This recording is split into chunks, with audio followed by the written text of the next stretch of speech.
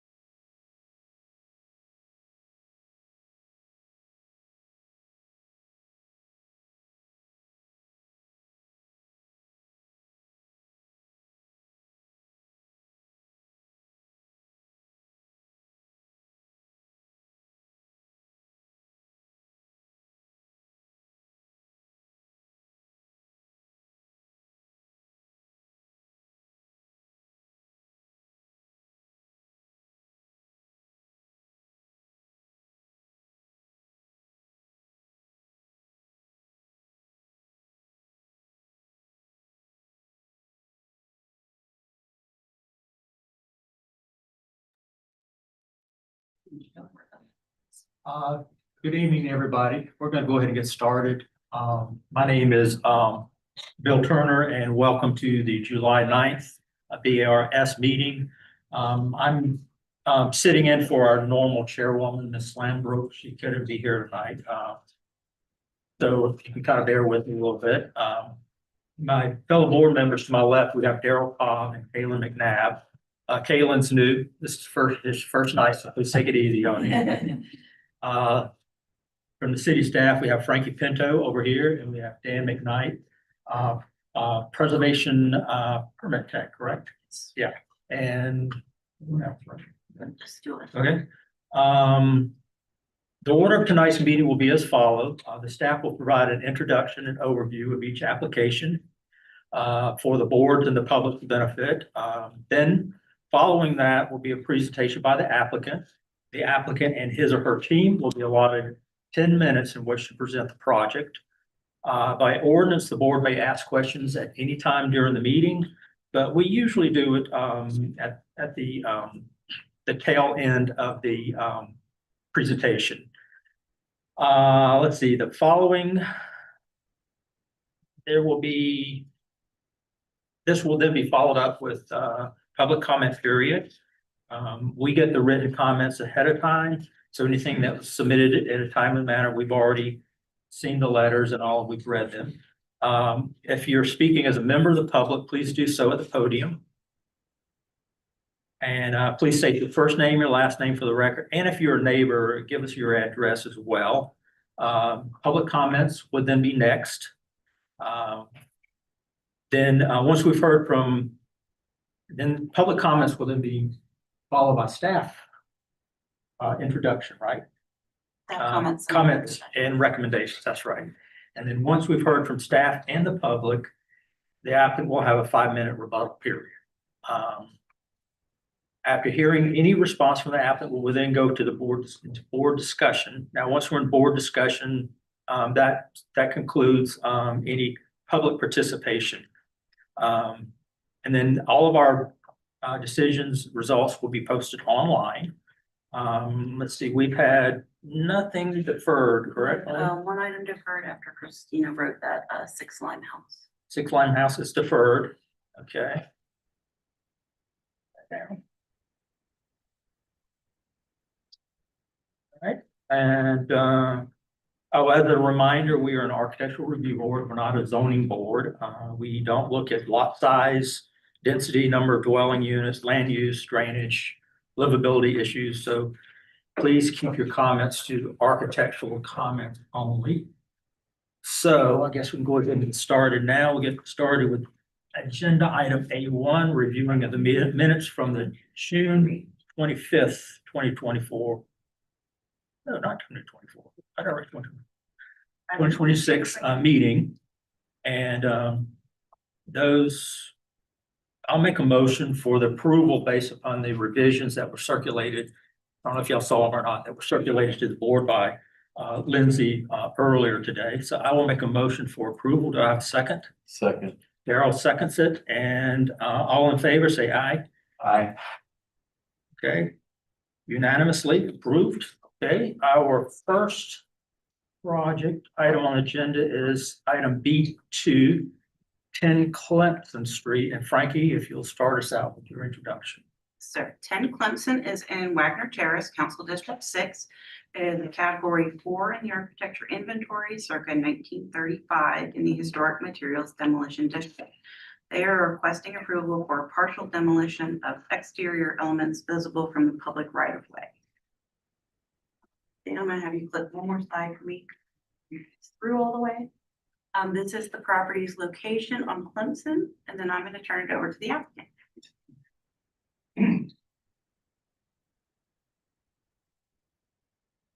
Hello, my name is Tyler Smith. I want to talk to you about a few things we'd like to remove from this 1935 cottage. Can I advance on this, Frank? Yes, if you just pointed at Dan's computer. Yeah, flip through. Advancing to a Sanborn map, 1944.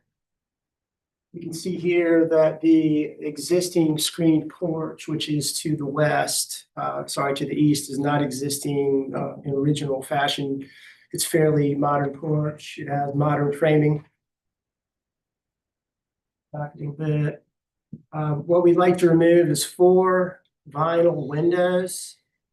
All of them are facing the east elevation there. 2 of them are on the screened porch. One is to the north of the porch and one is to the south. Clearly vinyl windows, not original. So we'd like to remove those. There's also an existing fiberglass door that it's open there in the bottom left-hand frame. I think you probably saw it this morning if you went on your tour. We'd like to remove the bit of beadboard siding, which is on the porch. It's fairly modern. I think it's only been painted once by my eyes.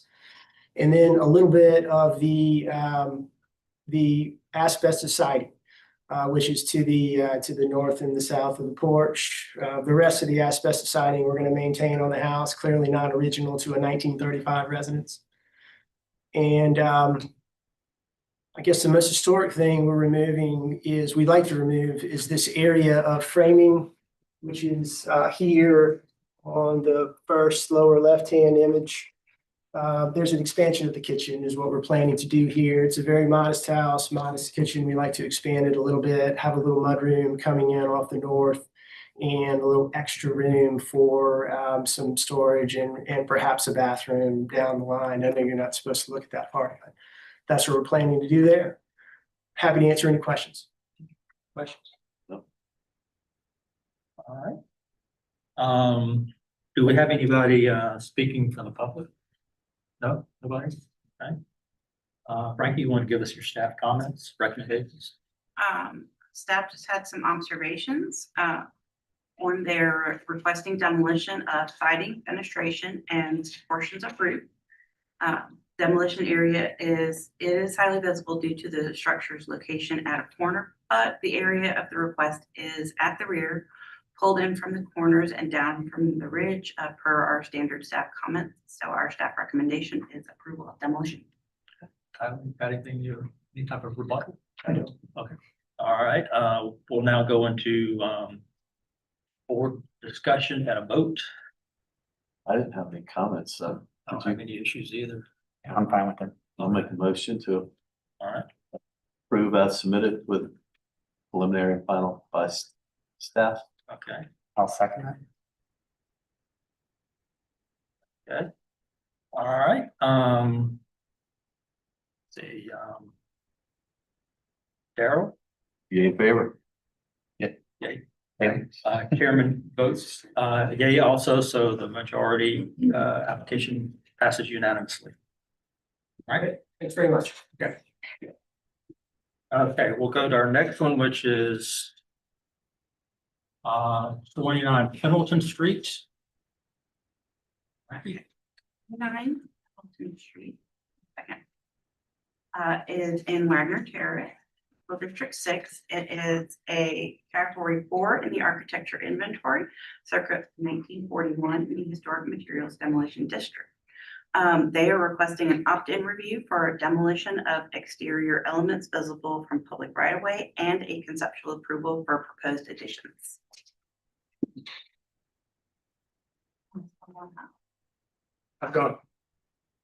I'm Nick, I'm the homeowner, and this is Cameron, the architect that we brought on for the project. So I'm just gonna say a quick line and then I'm gonna pass it over to him.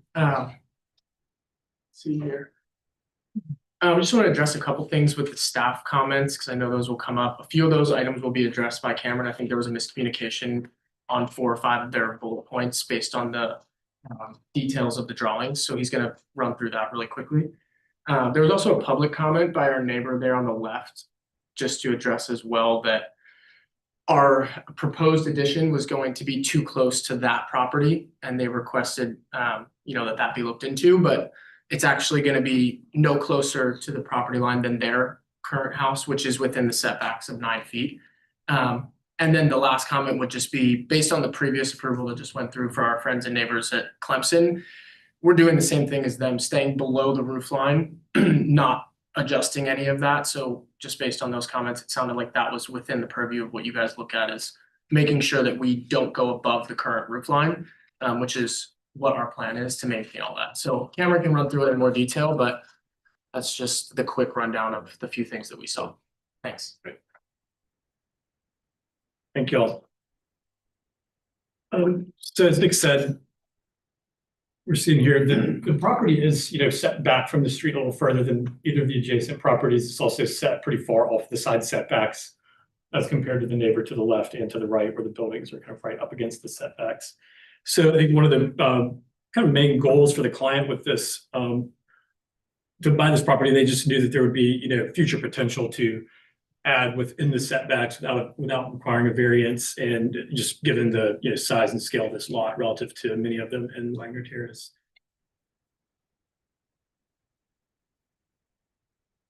And so here you see just the scale of the house relative to that neighbor to the left. Much smaller house kind of floating in the center of that property. And so here's the existing structure, pretty simple, kind of 3-bay, very typical 40s house. Site plan. And then here are the views from different angles. So from the front, we maintain the front facade, the chimney on that bottom right picture. We're maintaining that, still visible from the street. And then the side view here, at that top left from Peachtree, all the additions essentially that are adjacent to or in front of the existing structure are all 1-story. And then any vertical new construction is also held off of the existing structure to maintain all 4 corners of the original house and roof line, and are set well behind the existing structure.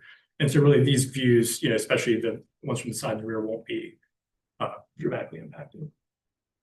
So original structure, I guess the kind of only real unique characteristics might be this entry porch and this octagonal window. Otherwise, it's a pretty simply detailed house, small dental molding on the cornice, and very typical kind of rear lock headers. So most of the construction proposed,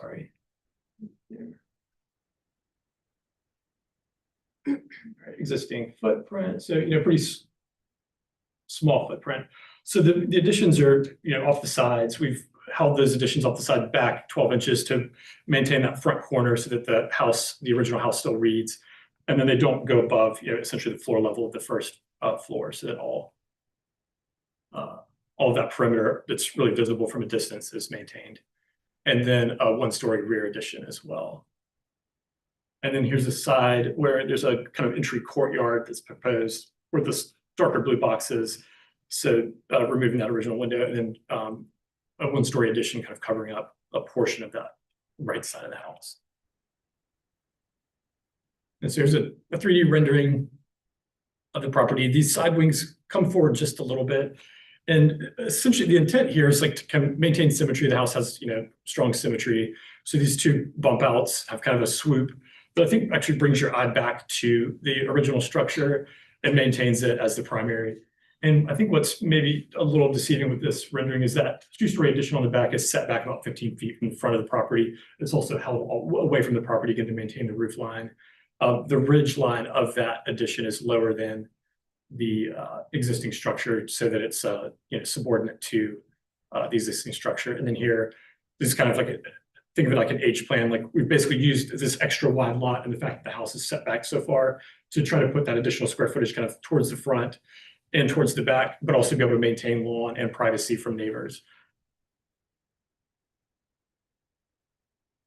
So here you're seeing in this roof plan view, there's this on the left side, the 1-story flat roof addition. And then that 2-story is set back about 14 feet from the original structure. So it's kind of simple and symmetrical facades. We wanted to maintain that. And so that's why those 2 balanced bump outs at the front are essentially maintaining that symmetry and kind of creating a cohesive architectural composition that maintains the original structure as the primary element in that composition. On the left, is this like a motor court, or is this have a roof over it? That's a roof over that. Yeah, that's 1-story construction there. And then on the other side, And on the other side, that first portion is open courtyard. But again, that was in order to intentionally balance the projection on the left with that. And so it's kind of reminiscent of, a Charleston garden or, think of like the gates of Miles Bruton House. It's like they kind of curve forward out to the street.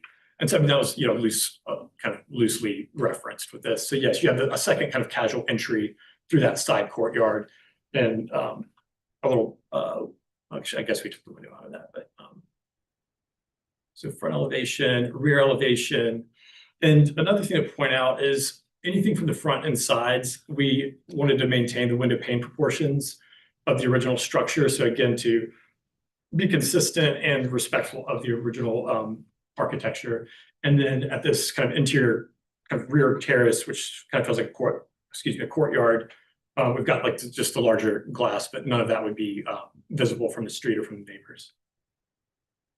And so on the top view is the right side of the property where you see the original chimney maintained. And then it's all, you see the one-story kind of flat roof construction there with a small hip roof over a portion at the rear of the property. And then beyond in that elevation, you're seeing that subordinate two-story addition. And then you can see that in the foreground, the lower image, the foreground is the two-story addition with the original structure beyond. So you're seeing how far back that's set. So that double hung window in the top right, we're still looking at this bottom image, is the original house. And then a little pavilion structure in the back left of the property. So there's a cut through. The original structure is that main building on the right, and then the projections to the front yard, which are pretty subtle, but they have this kind of curved element, again, that draws the eye to the original structure. I think almost strengthens the architecture and keeps the house from feeling it's kind of lost in the middle of the landscape as it does now. Cut through looking the other way, the two-story addition beyond, which again, that roof line is considerably lower. The another thing to point out is we kept the eave at the same height. If we had lowered it some, it would impact ceiling heights there, and also it felt like a near miss when it was not quite right. So what we did is we dropped the dental molding to make we maintained all the rest of that cornice, but then dropped the dental molding so that the primary structure feels more important. Some more section views through the house.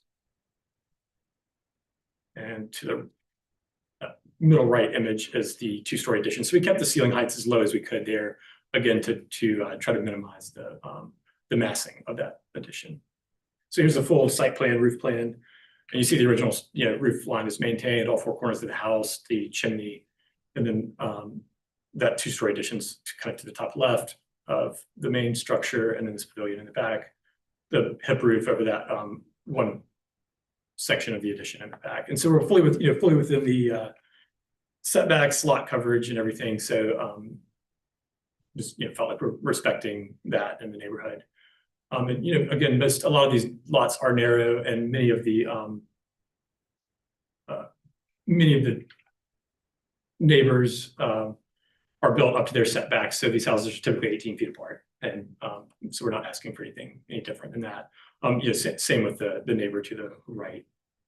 So these are just some other examples of similar homes in the neighborhood that have had two-story additions. And I feel like ours is in some ways more sensitive, and again, any two-story we try to push it back as far as possible from the face of the house and to preserve that. So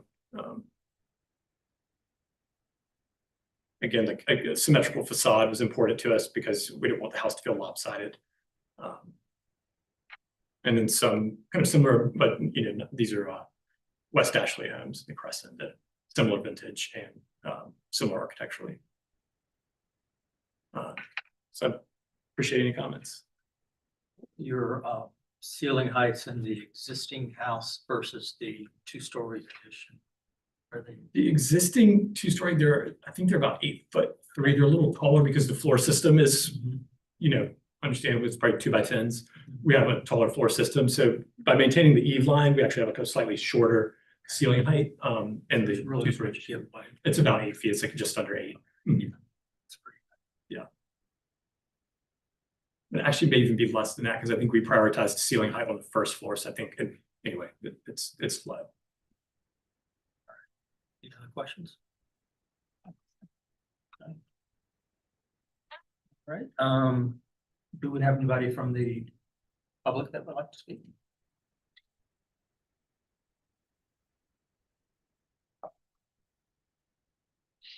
Utility Historic Charleston Foundation. HCF appreciates that the applicant elected to use the opt-in review process, which allows for a more comprehensive and holistic evaluation of proposed demolition. As currently proposed, the mass and scale of the additions appear to overwhelm the historic house.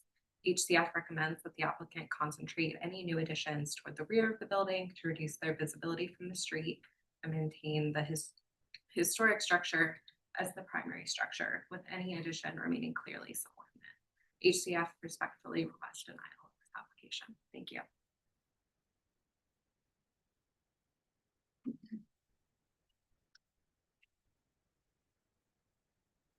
Laurel Fay with the Preservation Society of Charleston. We appreciate the applicant opting into BAR review, allowing the board to evaluate this project comprehensively within its historic context. While the material palette does reference the historic property, as proposed, this project represents an intense increase in massing on the site that is not compatible with the character of the neighborhood and streetscape, which is well documented in the Wagner Terrace area character appraisal. Typically, we prefer to see additions engage with the historic house on the rear, and given the size of this lot, we believe that the desired program can still be achieved if the addition is concentrated at the rear to the greatest extent possible. Additionally, the proposed site wall creates a fortress-like effect and should be restudied. We encourage referencing appropriately scaled site walls along Clemson Street to create something more contextual. Thank you. Can I go back up to the speaker? First, the staff's comment. Oh, I'm sorry. Okay, go ahead. Your staff's Yeah, coming. you can do. Sorry about that. You said remind you of the process. Yeah. All right, so staff's observations. Any encapsulation of portions of the facade would be considered the same as demolition as far as the board is concerned. As once it is encapsulated, it is removed from BAR purview. The chimney is a character defining feature, and any demolition should be to the rear of chimney. Drawings are confusing. We felt that we were confused between the elevations and the renderings.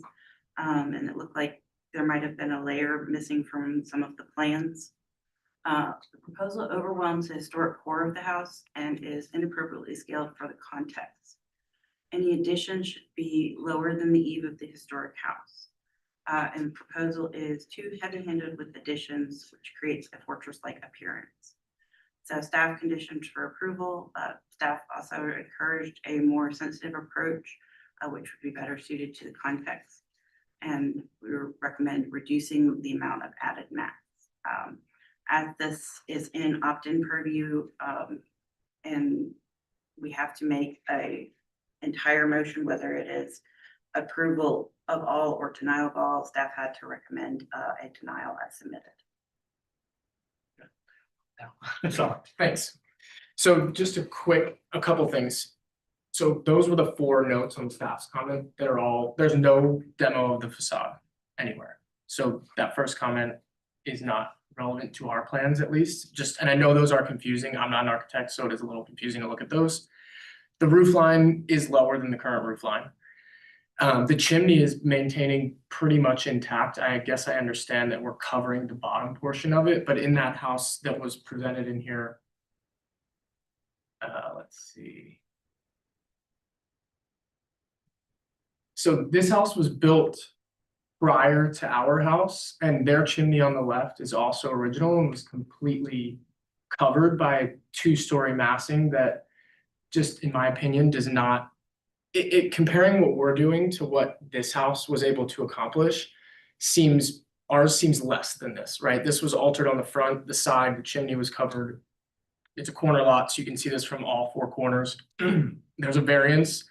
They're on the lot lines, and they've used a significant amount of the lot. So I bring this up to say, we based our project off of houses like this that have been renovated in the neighborhood within the same rules. I understand the fortress thing, but by definition, our house is by no means a fortress with the new potential plans. Again, it's all within step backs that were the rules that we were provided when we went into drawing, and we went into conceptual. The roof line of the new structure is lower than our current house, so I can't see how it would make it more aggressive. Also, there's projects that I don't have documented here, but throughout our neighborhood that are significantly larger. Our street, after renovation, we will still be within square footage, if not smaller, than 2 houses on our street. And lower. So our neighboring houses across the street is closer to 4,000 square feet. We'll be below that number, and our house will be smaller from the street looking at it. So I think the not fitting in with the neighborhood, I'm not sure how accurate that is, being that we are the smallest house on the street, and after renovations, we would be on par with the rest of the houses on the street. So I'm not sure that that is fair to say, you know, I get it, because it looks significantly bigger than it is, but I know this is such a unique house and a unique lot that it's the smallest house on the biggest lot in the neighborhood by definition and by numbers, so it looks aggressive what we're adding, but again, it's within, there's 0 variances and it's below roof lines. And again, we've hired someone talented to make sure that the main structure is the main structure. And that's how we got all those letters of approval, is by showing our neighbors, do you feel that the new house still pays homage to the original? And that's how we got those signatures. So obviously, I'm very passionate about this. It's our home. We purchased the lot with this in mind, knowing that it was a unique opportunity. We had offers behind us when we purchased it by other people, knowing this is a unique opportunity to get a house dead center of a lot like that. So that's all. I just want to be considered in that way, because I think some of the comments are not fair based on construction currently going on in the neighborhood, and that our finished project will be by square footage and size and scale smaller than many houses that are new in the neighborhood. That's all. Thanks.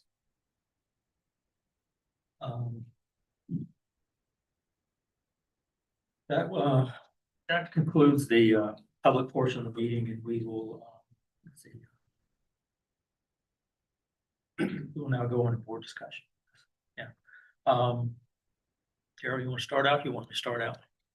Or do you want to start out? I mean, I could just say I appreciate all the neighborhood examples. This specific house, if I'm not mistaken, which I might be, I believe that addition is sort of a mid-century addition to that house.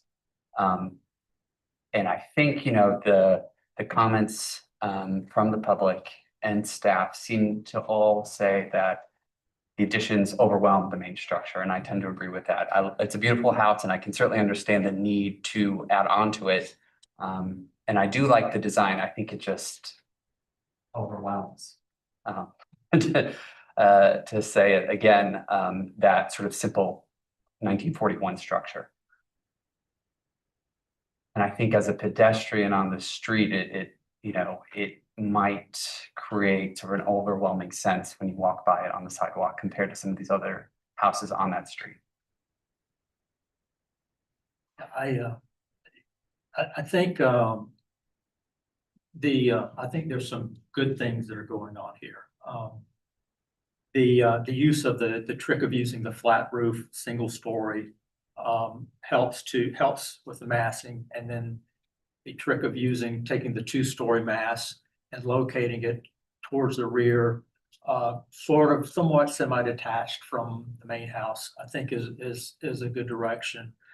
But I don't think this is a start over by any means at all. But I do think that it is still a little aggressive. I think it could be scaled back some, maybe. I understand the intent of the courtyard wall out front, but that is kind of adding to the mass. The garage is adding to the mass. Maybe it's looked at, maybe a detached garage. But so I think there are ways to make this work, because I do think that there are some good things going on here. And it's a nice design, but it's just, I think it's wrapping too much of the existing building. I mean, I can still see the existing form, but it's the additions that are competing with it. So, like I said, I think it's a nice design, and it's not at all a start over to me, but I think it just needs some scaling back. I don't have much to add. I do feel like the fortress wall effect, I do see that when I look at the plans. I do like the addition in the back, even though it's not right behind it. I think that's helpful. But just the overall width of it from the street, you really lose the little house that's there. Yeah. So I think you and I are on the same page. Yeah. So you want me to make a motion? Do I get one more comment by any chance? Sure. Just, it's more of a question for you guys. So just, and sorry, going back and forth, you guys keep using the term like aggressive in size. Why are the setbacks there if we can't utilize those setbacks? And I bring that up to say, right, like it sounds like the advice is to lessen the size of the house. If, Not necessarily. I think you could maybe even take, I mean, like I had mentioned, your walled-in courtyard, that's adding a lot to the mass there. And then maybe if you look at maybe detaching the garage, that would do a lot to reduce the mass. So it's just that. so the square Everything- footage isn't the issue, it's more so Yeah. just attaching to the Yeah, main it's like structure. there's so much that's attached to the historic building. Right. So if it was sort of detached. breaking it down, so I think so. Would you guys agree? Yeah, and I want to add to that is normally we see a lot of these additions, but they're usually, it doesn't attach as much to the building. Usually they're more sensitively attached, meaning it looks, you're almost attaching it on three sides. Usually on the side, there would be like an appendage added that Like would a not big, hyphen. and then the mass would get bigger. Or in the back, it would come in from the corners a little bit and go back, and I don't think that would affect us very much. And same with the opposite side, whereas it would be more of an appendage that's not as big on the side. So it just seems, I haven't used the word aggressive, but it seems like you're encompassing a lot of the main mass. Does that? Yeah, I agree. I see what you're saying, and it makes sense, and I do, so the hyphen has been originated basically here. I'm an architectural photographer, it's what I've been doing for 10 years, so I'm well aware of the hyphen. Yeah. The hyphen is proposed to get through demo typically, because they know they can ask for a tiny little opening and then build a giant structure. So this is our attempt to utilize the new opt-in and be transparent.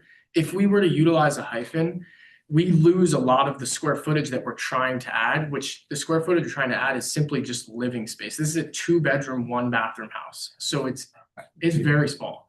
So to add a hyphen to an appendage to minimize that could cost us, the width of a standard wall, plus the space we need to get there, then a new wall to get to that new section. We're losing a lot of valuable space. That is what this is not an oversized house. Again, the square footage total is under our neighbors. The height total is lower than our neighbors. And the overwhelmingness from the street, our house will be back 10 feet further than the neighboring houses. And again, it's smaller than those houses. So for someone walking down our street, if they look right, across from our house, they're going to see a bigger home than ours. If they look left, they will see a home sat back further that, in my opinion, is smaller looking because it sits back further. And I mean, our neighbor's house to the left there, 33, they've covered almost every single inch, and they're up on the street as far as we are. I understand they didn't renovate that house, but if we're talking about like the passerby's opinion of the street, their house is bigger than ours, even when ours is done. It will be bigger, and the house across the street is bigger. So I don't see how it would be perceived that our house is the new large house on the street when it's smaller than the next door and the across the street, if that makes I sense. think kind of like what Darryl was saying, it's not so much the size of it, it's the way that so much of the existing structure is being sort of attached to. It's wrapping it. And, Yeah. you do have a lot, but it's like you've got this beautiful little jewel here and you're just encompassing it, right? And I think that's what these guys have a problem with as well. And same with staff. So Well, it's going, I feel like the encompassing would be if we were covering the front of it. We're actually doing an H off of the back of the house. So from the front, nothing will be, all 3 corners of the front, 4 corners, but 2 corners of the front are still intact. So I can read the plans. I agree with, yeah, I guess I just don't understand the size argument, because again, if we have to go back to redrawing, this is the smaller version of how to make it fit. That's all.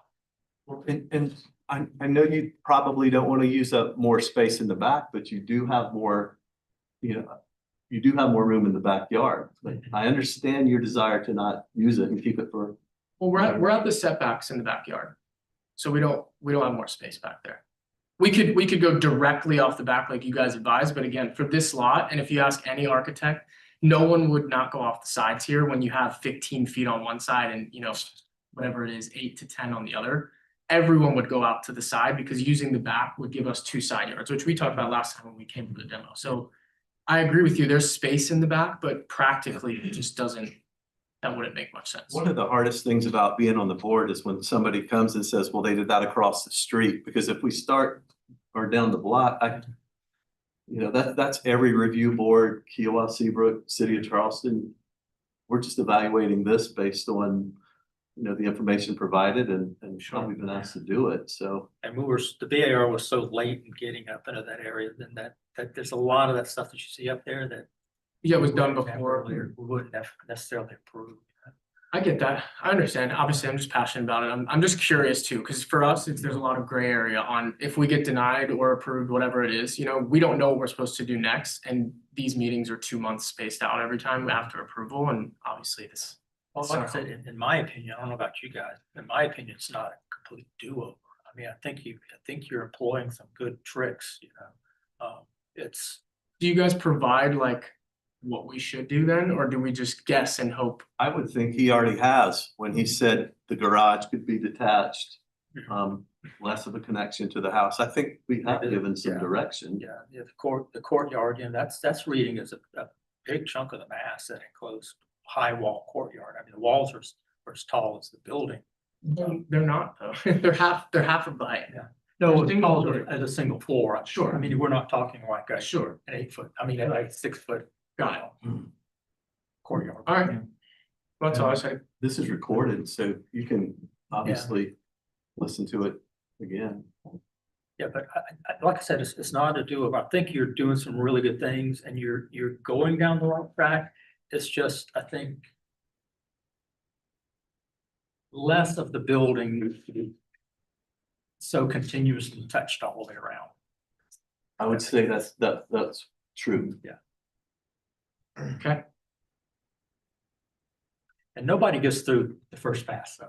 This is our second pass, so that's why I'm curious, because this is our second pass. And again, the approval of the previous person right before us was that, and Frankie mentioned this, which was the wording we're using is below the current roof line and maintained the corners of the home, which is what we did. It's just bigger. And I'm trying to figure out if this is about the size of it, because if it's a size thing, is that your guys' opinion that it's too big, or is there a rule that says it's too big? In my opinion, it's not. Right. It's not so much the size, it's the distribution of the massing, and you talking about, I mean, you are touching the 2 back corners, the first floors, But back corners, they're completely encased, not completely. Yeah. By design, only half of them. Yeah. So that if you were to look at the house, you would see all 4 corners of the roof and all 4 corners of the sides. Mhm. You would just first floor, which is what we were advised when we've spoken to the. That's what I'm talking about, the first floor, all completely encased. And the next time, include your floor plans, because I mean, they should have been in the set, and I think it would make this a lot easier to understand if we had the floor plans. Okay, we were told there was no reason to include those. That's my apologies. Well, we were just told it's not something that you guys cared about or controlled, so they told us to, like, it wasn't important. It helps to understand what's going on outside. So if we had floor plans, would that change the way this current house looks? I don't know. So it's not about the size then, it's just the lack It of. would have been, yeah, Of what we're doing. yeah, so, yeah. Okay. Got it. I appreciate it. Sorry, I just have a lot of questions. Daryl, would you like to make a motion? Make a motion for deferral. Okay. All right, have a motion on the floor for deferral. Do we have a second? Second, Daryl, You in favor? okay, Kaylin? Yay. In favor? Get that, chair votes with the majority, motion passes. Got it? All right. Yeah, just go back and listen to the tape, and I think will help you a lot. Let's see, our next item up is 8 St. Margaret Street. Frankie? St. Margaret and Wagner Terrace, Council District 6, it is the category 4 in the architecture inventory circa 1939. In the historic materials demolition district, they are requesting approval for partial demolition of exterior elements visible from the public right of way. John, go ahead. Thank you, John Sullivan with SRC Studio, representing the owner. Be really brief, because I don't think there's anything controversial about this. Making 2 holes in the roof. That's all we're doing. The holes are left short of the ridge and actually left short of the sidewalls too. About the middle third of the building, and there are 3 of the walls line up with the walls below, make it easier for holes. And I think we need what the city wants to do in these kind of dormer addition holes in the building. And that's all I have, and I'll be happy to answer any questions. Anybody from public? Okay, staff just has observation that the area of the request is pushed down from, the ridge and from the eave and toward the rear. Sorry, I read that out of order. Per our standard staff comment, staff recommendation is approval of demolition. John, anything? No. All right, that concludes public portion. We'll get into full discussion or vote. I think it's not an unreasonable amount of a roof that's being cut into. I mean, we all know what it's for. You know, and it's held off the ridge. It's held off the eave. So I think it checks boxes. I have no comments. All right. Yeah, I agree. I think it's reasonable. You would like to make a motion? I'll make a motion for approval of demolition. I'll second. All right, Daryl? You in favor? Okay. Yeah, in favor? Okay. Hey, I'm going to I get. forgot. I'll answer anything. All right, so we will now move on to our next one, which is 680 King Street.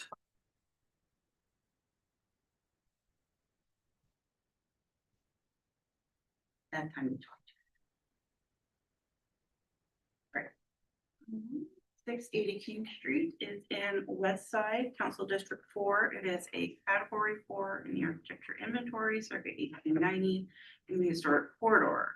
Requesting exterior alterations, including the removal of later addition, widening of portion of piazza, and exterior stair, and reframe of gable at the rear to remove shed dormer element. I will turn it over to Amber.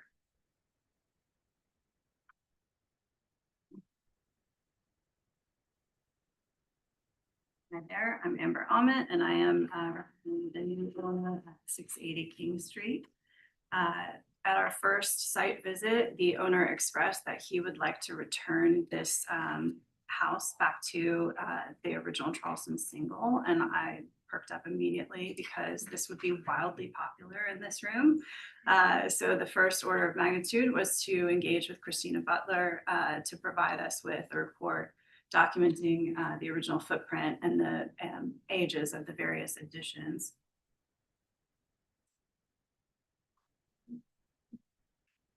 All right. So this is an excerpt from her report. The left 2 images are early Sanborn maps, what is to be expected. We have a 2-story structure with a 2-story piazza along the south side. Top right image shows her assessment of a current aerial overlaid with the original footprint in red. And then this bottom right image, this is more or less where we were standing this morning, showing that in the 1920s to 30s, the house was duplexed. That's when we got the secondary entry and then that external piazza stair. The 1920s, 30s is also when she suspects that the piazza was extended and then wrapped around the back of the gable. And then there was an additional addition in 1951 where we see that that bump out over the driveway. So here are current images of all four sides. This is where I suspect that 1951 addition enclosed a wraparound porch, because you can see the rafters off the back there, and for some inexplicable reason, they extended that gable end over those rafters. So it's the intention to kind of clean all of that up and really simplify the massing.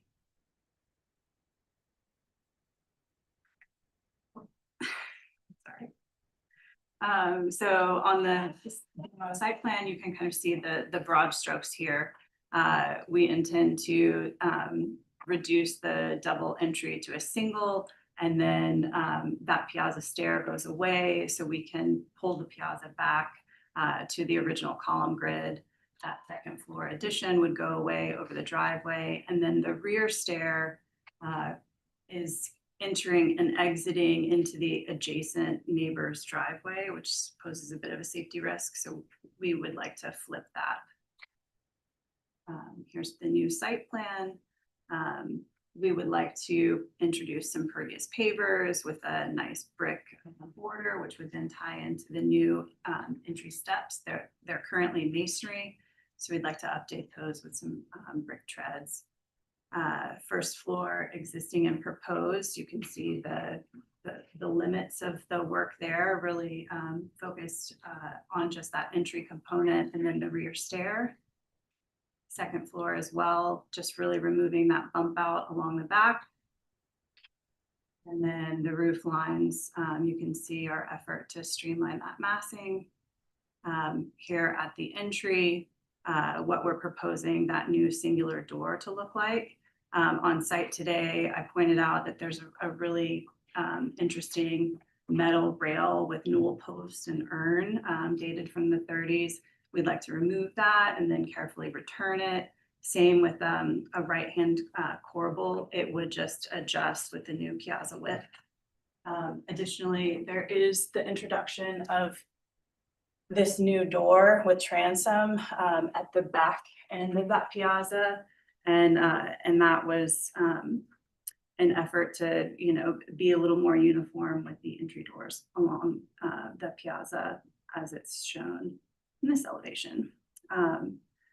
We would like to remove the awning. The metal awning was introduced when that stair was added, so we'd like to take that off. And then the new windows proposed. This is what I used to dictate in size for the new windows. So I just, equally spaced them and then use that center line for the second floor. The windows we talked about on site today, they're getting pricing for aluminum clad wood, and then also a solid wood window. Currently, the only original windows are on the street side. The rest have been replaced with vinyl, and there's a myriad of windows, mostly 1/1 or 2/2. But as the front is 2/2, we would like to let that set precedent. So all the windows will be 2/2 double hung. Bill, I looked at the spacing of the column grids today. So this center bay has been splayed to make room for those stairs. I looked at what would happen if we had equal grids, and it doesn't in fact clip that entry door. So I would like to push that over. I think that would. And then the rear, here you can see how we'd like to just have a simple gable with a shed roof and then flip that stair. In my previous at-bat with board, the HVAC screening previously suggested maybe not do horizontal louvering, maybe do vertical or some lattice. I'm happy to make that adjustment, but the HVAC is currently housed under that stair, so I would like to screen it. And that is all I have for you. Any questions for Amber? No. I do have, just for clarification, The clad windows would go in the addition, correct? And any wood windows would go in the historic body? Well, they've been replaced. All of these Mhm. have been replaced with vinyl. Okay, So we would be replacing these with aluminum clad. okay. And then the addition, with everything going on in it, are you keeping the siding on the, any of it, or is it all gonna be re-sided? Well, I would like to, as this comes off of that upper portion, if it's salvageable, it would be nice to reuse it. I just don't know how realistic it'll be. Yeah, I was just, when we do board discussion, you'll kind of get where I'm going. so, Sure. Go with that question. Okay. Anything else? Okay. Anybody from the public that would like to speak?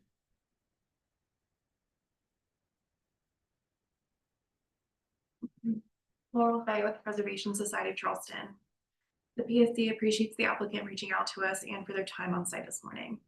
We are pleased to offer our support for this project, which will restore the double piazza, reduce the large out-of-scale side addition, and return this folk Victorian style Charleston single house to its original form while retaining its character defining features. Thank you.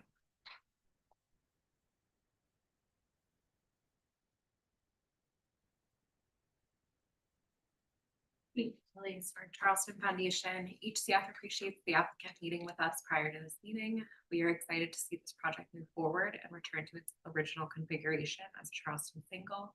We recommend approval. Thank you. Anyone else? Frank?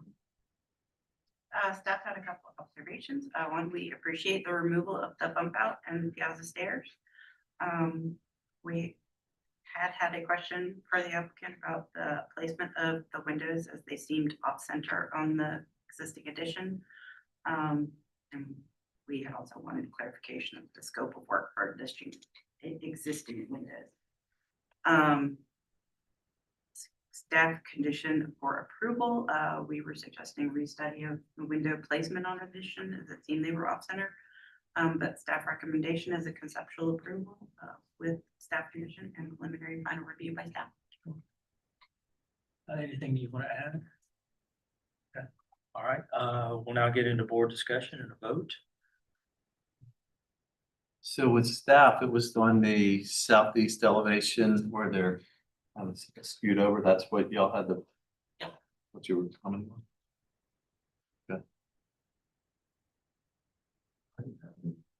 Did you? I mean, just that, I think this is really great. It's gonna be a huge improvement. A lot of really good things happening here. Kind of undo some of the later unsympathetic things that have been done to this poor little house. I think you had mentioned this morning you were gonna retain and reuse the existing balusters and columns. So that's good to hear. And reuse of the corbels. And I'm happy to hear that you're gonna readjust the column spacing. The reason why I was asking about the siding was, if you were planning on removing it all, just as a way that you could differentiate that as a later addition, you could vary the siding profile. But if you're not planning on ditching all the siding, don't worry about that. So, and then I think as far as the windows go, I feel pretty strongly that since you're replacing the windows, that the windows within the historic body, they should be wood, true dividing light. But I'm fine with a clad a window in the addition portion. Because to me, that helps further differentiate the old and the new. I would possibly pick a different light cut for the windows in the addition to sort of further differentiate the old from the new. Maybe you do 6/6 of those and keep with a 2/2 in the. When was the house built? 1890. 1890. So yeah, by then it was probably 2/2. So maybe 2/2 in the historic mass, maybe vary another. But that's all I had. I think it's a lot of really great things going on. I have nothing. Yeah. Yeah, I love I think it's the way to do it. Make a motion for approval with board and staff comments, I'll second that. Okay, preliminary and final by staff. I'm here final on staff. Okay, we've got a motion on the table. Daryl, You in favor? Yay in favor? Halen. Chair votes with a majority and the motion passes unanimously. Got all that right? Okay, all right, we'll move on to the next one, which is number 37 Montague Street. Right here. 37 Montague is in Charleston Village, Council District 8. It is in category 4, so we've got 1870 in the Old Historic District. Requesting approval for after the fact alterations. This is the property located on Montague and that's. Good afternoon, everyone. My name is Attorney Patrick Chisholm. Mr. Finn could not be here. He had a prior vacation scheduled for out of the country, and the builder could not be here. And so I found out last week. So I'm new to these, so bear with me. So I have no idea what's in the presentation, so I'll do my best. So there's been a couple of alterations from the original plans, and I'll try to run through them all. And if I miss any, please stop me. I understand that you guys did a site visit today. Starting on the first floor, on the west side, the original plans had for stairs coming off the porch. After starting the project and after going through, let's see if there's anything here. I don't think so. After going through, You go one more, there should just be a blank slide. all right, perfect.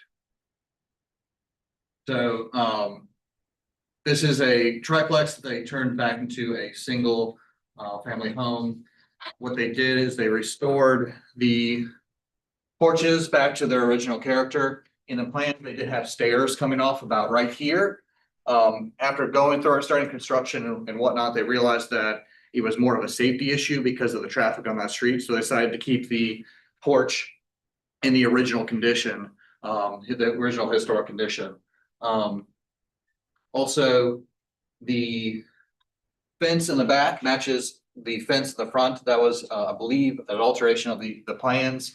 One thing that I have found out is that the builder did these without knowing that he needed prior authorization or coming back to the board. So these were done without the homeowner knowing that he couldn't do this. And so this is the reason why we're here. So they tried to match everything as much as possible. There is a pool in the back, so a fence is required or necessary. See what else. Next is in the back. There were supposed to be 4 columns, practically speaking. When they were putting up the columns, they realized that the space to get things into the house made it difficult. So they removed those two columns in the back. This is set back as well. So it's 0 view from the street and 0 view from the public. And also based upon the usability, utilitarian use of that space, it makes more sense to have those columns not be there. Probably the most important thing is in the back. So originally the plans had for all these windows, and during the project, they found that some of these were impractical. The first window right here, we'll start from the top. That window, there is a HVAC duct that goes through. Ultimately, the HVAC duct goes right through here, right around the window. That window became practically unusable and unnecessary. So they removed that. The second one from was moved because behind it is a closet, and that window ended up having no practical use as well. So it was removed. In light of that, one of the windows was moved over here to match or to try to maintain the amount of windows. On the first floor, the first window was removed. this window right here was removed because that's where the electrical box inside would have to go. And, this was a triplex. They had 3 different electrical boxes. They combined it into one. The only practical space they could do along the wall, because this is where the power comes through, was right there. Unfortunately, I couldn't keep it, but that's the only place it is. That room is a laundry room, utility room. It's a great place for it to be. Behind the second window, or this window right here, is a bathroom. That was a bathroom prior. There was a shower right there. That window was, when they were working on it, crumbled apart, fell apart into pieces. It had been years of mold, moisture and whatnot destroying it. Ultimately, they had decided to remove it because there was no practical way to have that window there. What we're asking for, and I believe I've covered everything. If there's something I'm missing, you can just tell me.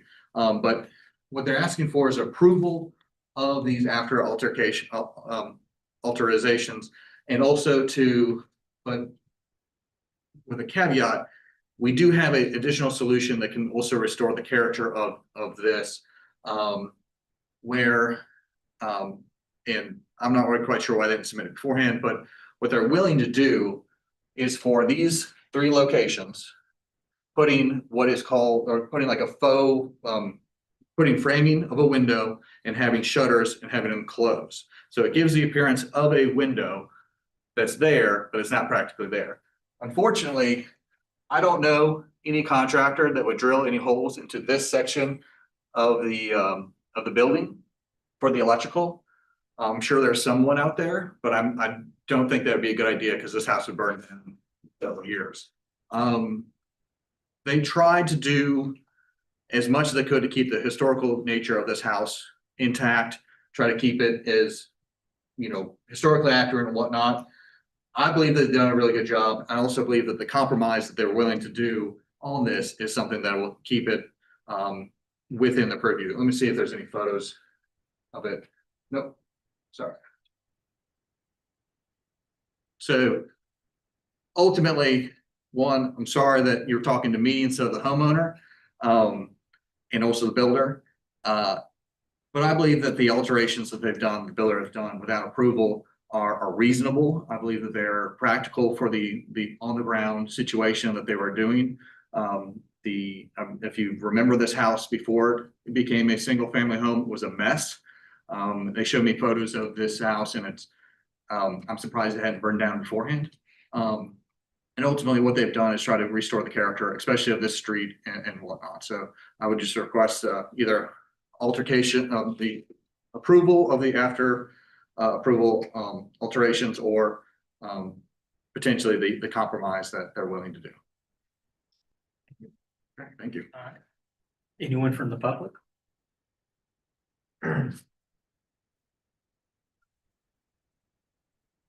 Utility Historic Charleston Foundation, HCF does not support after the fact approval of fenestration changes on the east elevation without documentation confirming of the altered openings were neither historic windows nor historic window openings. Thank you. Anyone else?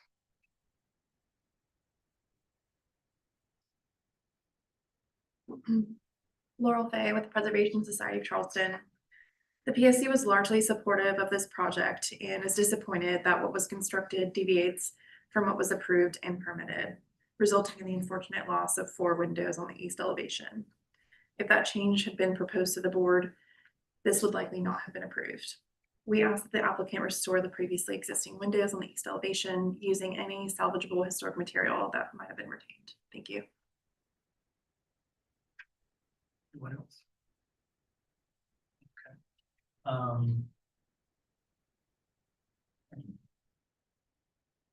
Staff just has 2 observations. One is that fenestration has been changed from the previous approval, and the placement as constructed does not match the board conceptual approval or the final review that was done by staff. And staff doesn't have the authority to change fenestration changes as that is considered a downgrade in design. Due to that, there's actually not a staff recommendation on this one. It's up to you guys to decide. Okay. Do you have anything you'd like to add?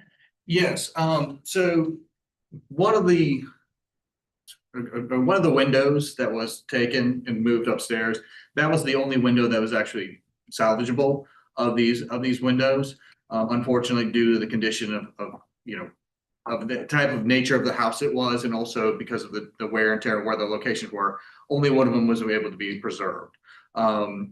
I've asked if there's where the windows are, or if there's anything left of them, and have not heard anything back from anyone positive of anything salvageable from those. So the one window that was salvageable was moved upstairs to a more usable situation. I would say that while it is a change in, you know, the number of windows, you know, these type of houses, they all have kind of wonky windows on that side, where it's basically a driveway for the existing house next door. So that's what I have to say about that issue. That concludes the public portion. We'll get into board discussion and a vote. First of all, I don't have any issue with the steps coming off this driveway side and the railing going back in, because that's actually more typical of what it probably was originally. And then the columns on the rear L, those are they visible at all? Do you remember? I I can't remember from being out. They're kind of visible. I think that is a pretty wide span. I mean, I don't know if they put steel in there or something. If it's just a wooden header, I would think they're gonna have a problem sagging. And I think it looked better with the columns there. That's just a very long span. And then the leaving of the two, removing the shutters from the doors on the rear L, I'm fine with that. But they've left two in place, which is odd. And so those should come off too, if since the other ones have come off. And then as far as the windows on the east elevation, and this is where I kind of disagree with the preservation group. Sorry, guys, because I usually always agree with you. Is that generally you don't have that many windows on the east facade or the north facade of a single house. It's it's what we call northern manners. And so in my opinion, those ones probably likely, I can't say for sure, but I would say they were likely not even original. They were probably added at a later point. So I personally don't have any issue with those going. I own a Charleston single downtown. It's my office, and on the east facade, there's one window in the stairwell. And that's typical. Yeah, so I think like a long time ago, they were trying to respect the neighbor's privacy, so that's Exactly. part of that. Yeah. In respect to the stairs, I don't know that if I was on the board when that was approved last, it wouldn't have mattered to me whether it was there or not there. The columns, I think it looked better with the columns. Question is, do we fight for it now? Yeah. I mean, I mostly agree. I would say since I think this is a side hall plan house, that maybe I would expect a few more windows on that side elevation. But I mean, they are at the rear of the structure. You know, I do understand the reason, you know, a shower window and a closet window are never good. I've lived in a few houses that have had all of them. I don't mind the idea of the shutter ghost, so to speak. I just don't know if that would be recreating lost history at that point. Yeah, I think it probably. And I would just say, yeah, the columns, I can understand, you know, there is a tradition too of sometimes having these overhangs without a lot of columns as well. I don't know in this era of home. The one thing that irks me, which is not that big of a deal, is just that the arched shutters on either side that don't sort of match up with the transoms on those doors. Do we have some sort of a consensus here? Anyone like to make a motion? What is your opinion on the columns in the rear? I think it's fine without them. I just think they're gonna have a problem in the future, you know.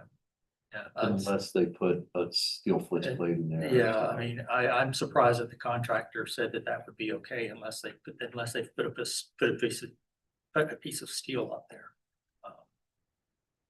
But I mean, it's so far back and I would say it's kind of minimally visible. I don't have much heartburn.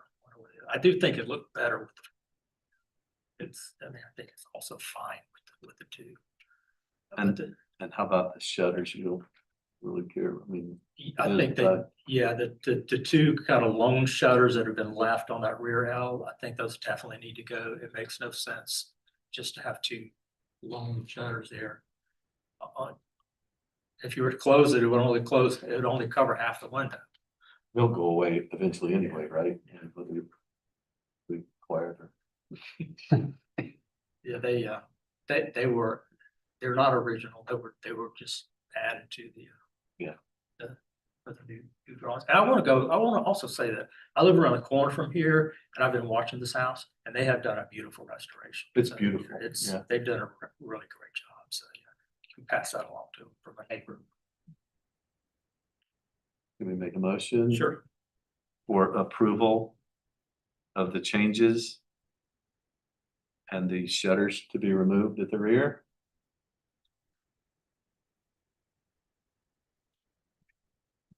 Motion for after the fact approval of the changes submitted minus the two shutters on the rear L. Do we have a second? I'll second. Okay, anyone seconded and Daryl, You in favor? Galen, In favor. chair votes with the majority, motion passes. Thank you. Next one is 110 Euphane Street. Frankie. 110 Euphane is in Charleston, District 8. It is a category 2, circa 1838 in the Old Historic District. Requesting approval for alterations to existing and new fence gate.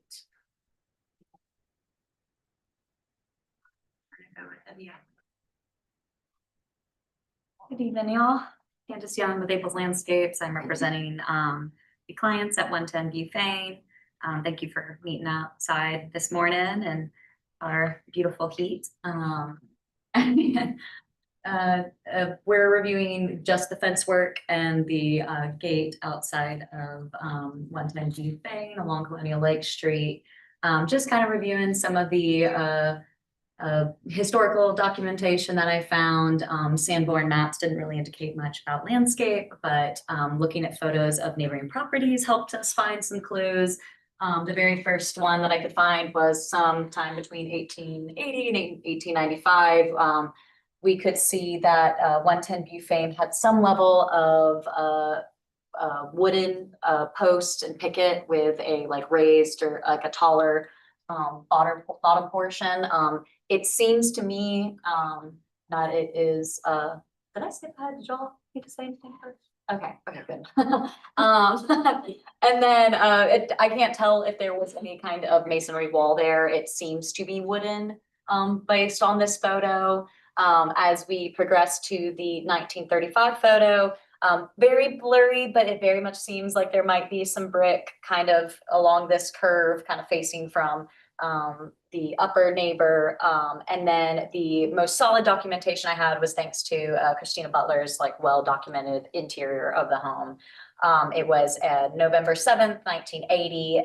They added those pickets on top of that wall, noting that the wrought iron fence and gates on front property line approved by BAR, pickets flush with rails and approved by building inspector. So we know that the wall was there at some point in the early of the 1900s, and the fence was actually older than, or newer than we thought.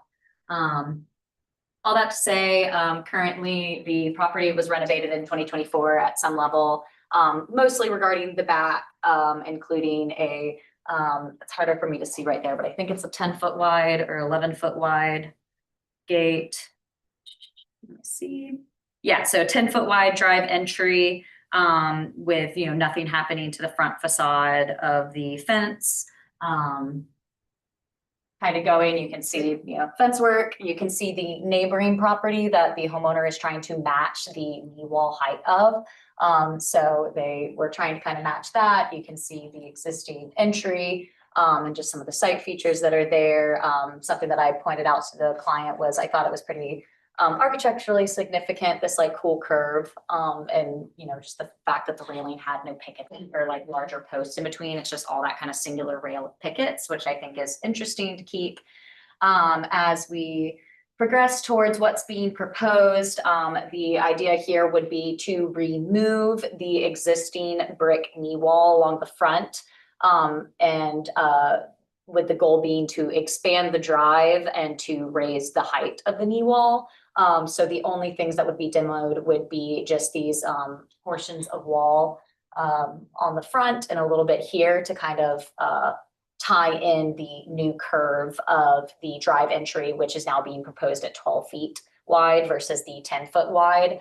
The goal here being to reuse all the pickets, rebuild the wall in the same fashion and style, just 8 inches taller.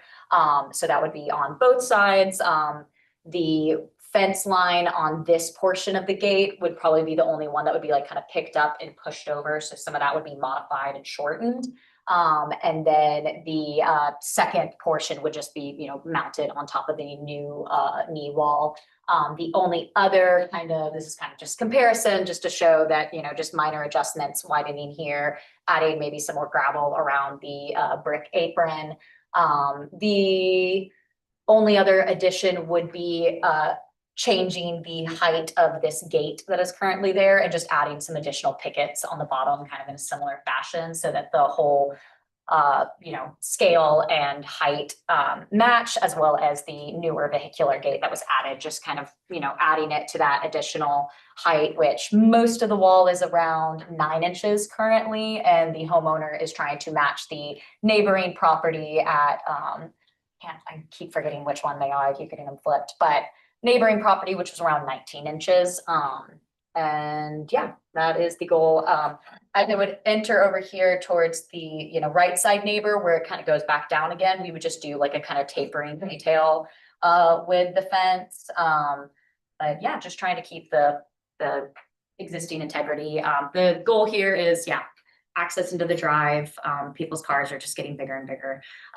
So having better access in the garage to the drive, and then also his desire is just to add more privacy. So his hope is that raising the wall a little bit, raising the fence a little bit, and then doing some kind of evergreen jasmine vine on there, just to add a little more privacy to the front yard. So that is the intention here. We'd be using the, kind of classic Charleston Old Carolina brick mix of Savannah Gray and Georgetown to kind of match with the newer brick elements that were on the property, as well as kind of just pick up on the character that is existing there with brick.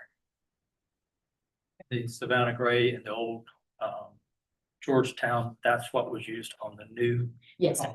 Yes, sir. Elsewhere. Yeah, and it's like a 50-50 blend, and that's kind of, not one after the other, but just blended as much as possible by the craftsman. And his main goal is it to widen the driveway, and just while he's at it, just raise it, or because I don't think raising it is going to make that much difference visually. Just curious, what his logic was behind that. Yeah, I think I guess it's just he's thinking that he can get a little more privacy. I think with the previous homeowners, they had wanted to put like a really big hedge along there, and they did that with another landscape contractor, and it turned out to just not look that great. So I think the goal is just to provide some privacy along that front line. But as you can see with the, I hope these pictures don't show it except for this like top right picture. There's a bunch of podocarpus. It's like extremely tall over here to kind of screen that whole parking court look. And like I said, they tried to do that in the front, and it just it didn't look, it looked odd. It, took away the character of the building from the street view. So I do think it's, well, yes, it seems like a lot to raise a whole wall. It's just kind of like if we want to widen the drive, might as well add this little extra to it as well. Any other questions? Okay. Anyone from the public? Okay. Right. I've had some observations, for the photo, the knee wall would appear to date to 1835. Staff is opposed to the alteration of a knee wall if it is historic. And we feel that the changing in the fence height will create an awkward connection at the neighbor at 108 Buffet. A staff recommendation would be approval of changes to the gate, but denial of alteration to the knee wall.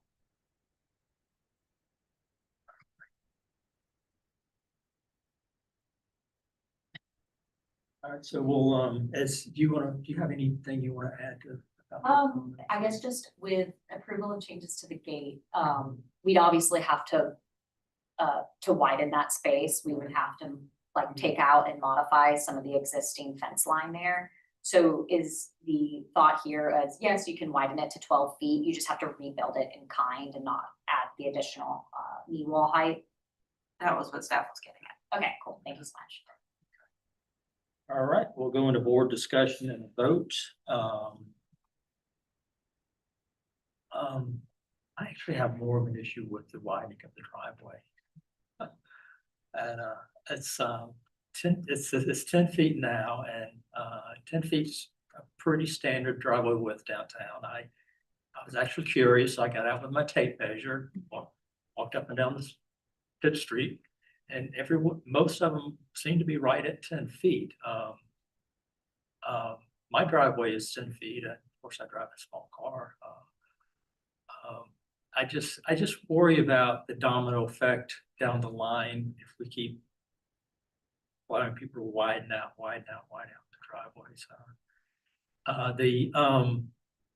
The knee wall itself, it's nice, but it's not the original knee wall, obviously, because it's brick with Portland cement. So I'm kind of on the fence with that one. But I'm curious what you guys have to say. What do you guys think? I mean, I think this is a good preservation debate as well, because, with the excellent research, this wall is not contemporary, and we know that the gate or the ironwork is 1980. I found a postcard from turn of the century when there was nothing there, when it was just completely open before the knee wall. So that evolution, that change, it could be considered part of the building's history. And I think there's a great point during the site visit that, again, it's not contemporary to the grand main house. So I could be okay with adjusting or with removing the knee wall and raising it. I do agree. I think, vehicles are always getting bigger. So if we don't address that here, it'll come up again, certainly. I appreciate that the curve is being retained in the proposal. I really like that. I think it's elegant. Yeah, so I could go back and forth on it, to be quite honest. Yeah, I don't know that I had a problem with any of it. Jerry, you drive a larger vehicle. I do. Could you get your vehicle in a 10-foot driveway? I do. My driveway's 9 feet. Okay. But again, I didn't have a problem with giving them the extra 2 feet. So then the knee wall, it sounds like, it's only 19 inches is what it's going to. Am I right? Yeah, just 8 inches. You're saying Portland cement, so it's not, I don't know that I have a problem. Staff had some issue with it stepping down. It's going to step down on one side either way, right? The one thing I could say about the driveway width is that section of the street has no on-street parking on that side. So if you're headed west, that creates, with no on-street parking, a tighter turning radius. So I can't see that as being a possible issue. That's a good point. I will, if you don't mind me, the previous homeowners, that was like a huge issue, and like why they wanted to do that parking court was so that they could back out of that and like face forward, drive in, because it is a pretty like quick, of cars passing and everything there. So they were pretty concerned about it. So to your point, the radius just a little bit wider helps. And also with the way that the fence turns and tunnels in for a while, I guess that is creating a little bit more of a restricted zone than if you were just passing through a gate. So I'm just worried about precedent. So if we do go in favor of this, I think it needs to be pointed out why this might be a special case.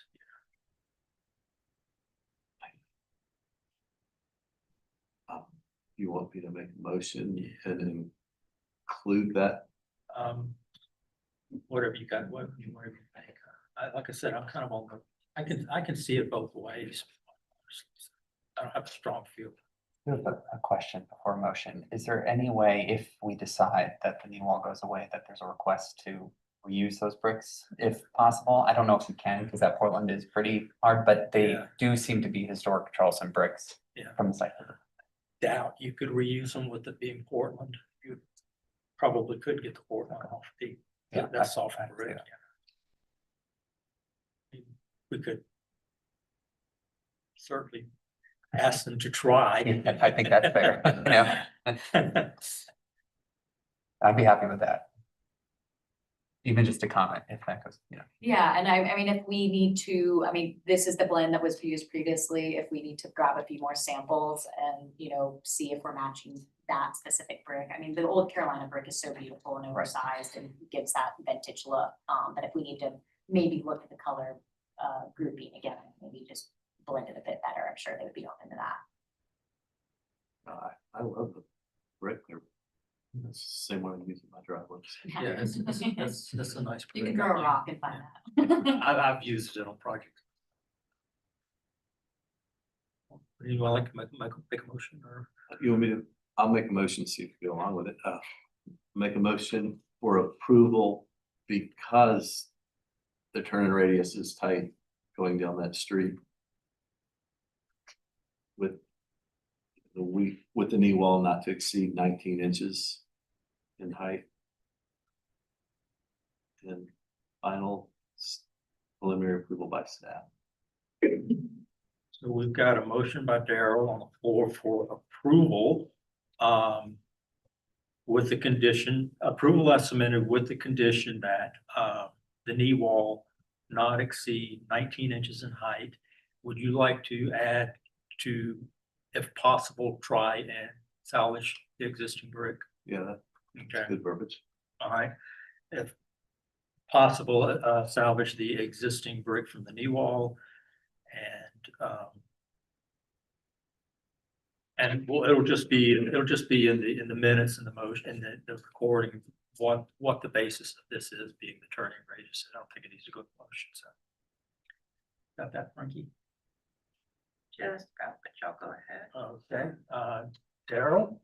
Oh, do you, I guess you I'll second it. Okay, Darrell? Yeah, in favor. Okay, Kaylin? Yeah, in favor. Okay, chair votes with a majority, motion passes.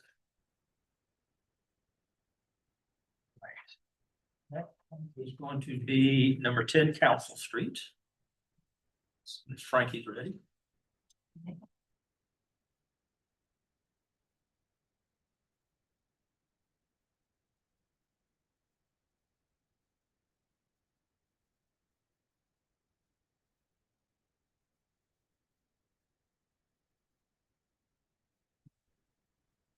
The 10 Council Street is in Charlestown, District 8. It is a category 4, circa 1870 in the Old Historic District. Requesting approval to demolish the existing garage, a rear addition, portico and columns, fence and gate. And I will turn it over. All right, John Sullivan, SR Pursuit, representing the owner. Just a quick question. Do I just talk about the demo first and then the new stuff later, or how it is? We in the past allow both to be presented together. You have allowed that in the past, yes. Okay.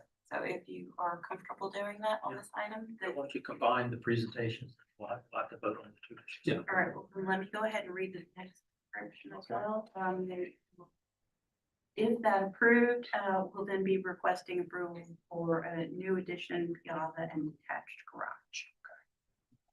And I just want to clarify first something Frankie said. We're not asking to demolish the fencing gate.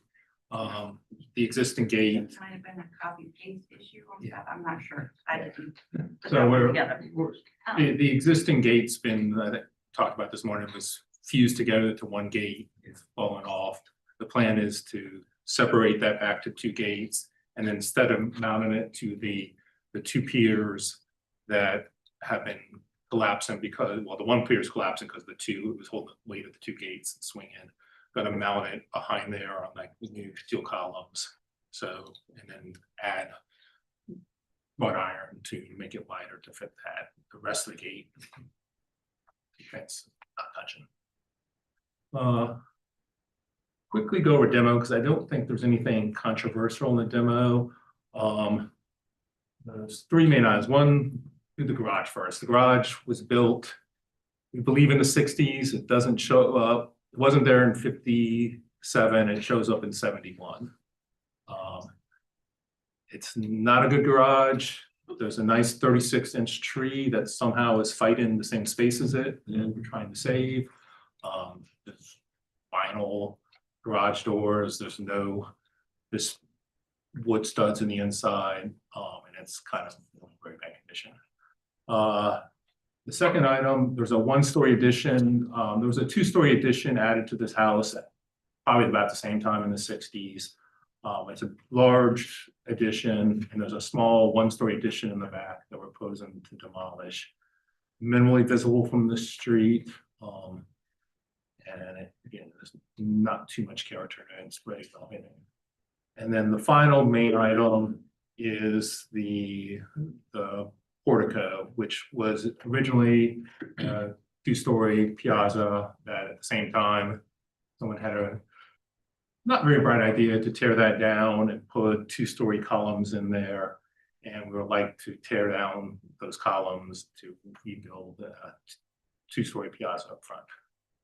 So just kind of go through this quickly. You can see the one-story addition in the back there. Again, it's set back from that two-story 60s addition. So you can catch the corner of it, but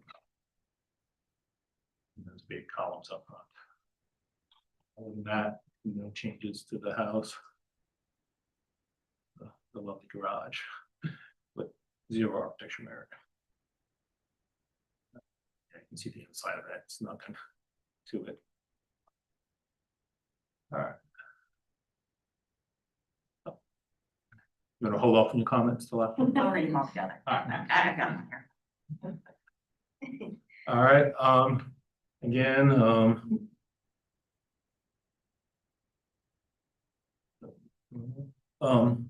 so we're proposing to reintroduce that two-story portico by adding the second floor porch back on and redoing the columns. Our plan, we believe there are 8-inch wood posts that go with the 2 stories inside that are in there. Not 100% sure of that, but that's what we think. So our plan was just to reuse those and box around them and build a new floor. But we're open for other ideas. And then because we're so close to the grade, we weren't doing a baluster or anything on the first floor because it's really not necessary code-wise, just leaving that open.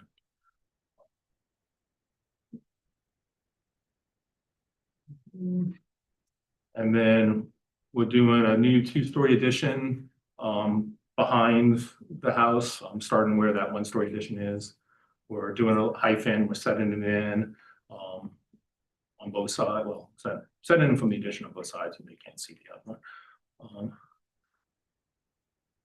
So that's kind of it. And again, minimally visible. Yes.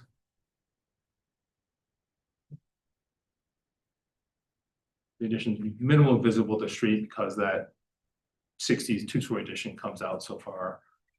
So you can probably catch the corner. But being slightly lower than the existing, separated by a flat roof area and a hyphen. And the front, I think the line weight makes those columns a lot more visible than it is. It's just trimmed out box columns up there. I like that. And then doing a one-story addition, planning to like mimic those existing 2-story columns, maybe try to save some of the trim work on the corners of this thing. It's visible from the street. It's in the right side of the property if you look at it all the way in the back. Simply because that's really the only place we could put it because of the tree. It's going on existing concrete. City's letting us put it in the encroachment area of that tree. But the owner wanted a small garage. As I said, it's definitely smaller than the house and doesn't detract from it. It's very far back. I think that's about it. Anyone from the public?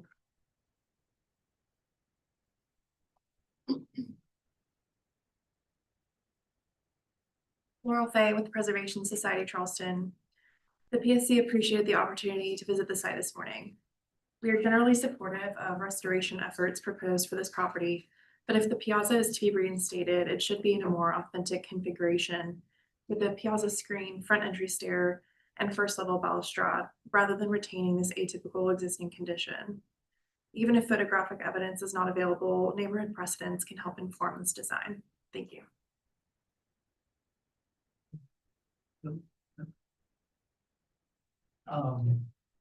Frankie, would you like to give us your recommendation?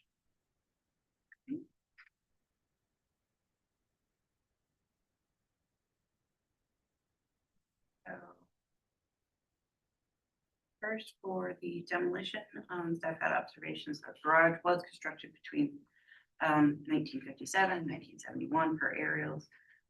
Piazza was originally 2-story, and staff is not opposed to the removal of the existing rear addition, so staff was recommending approval of demolition.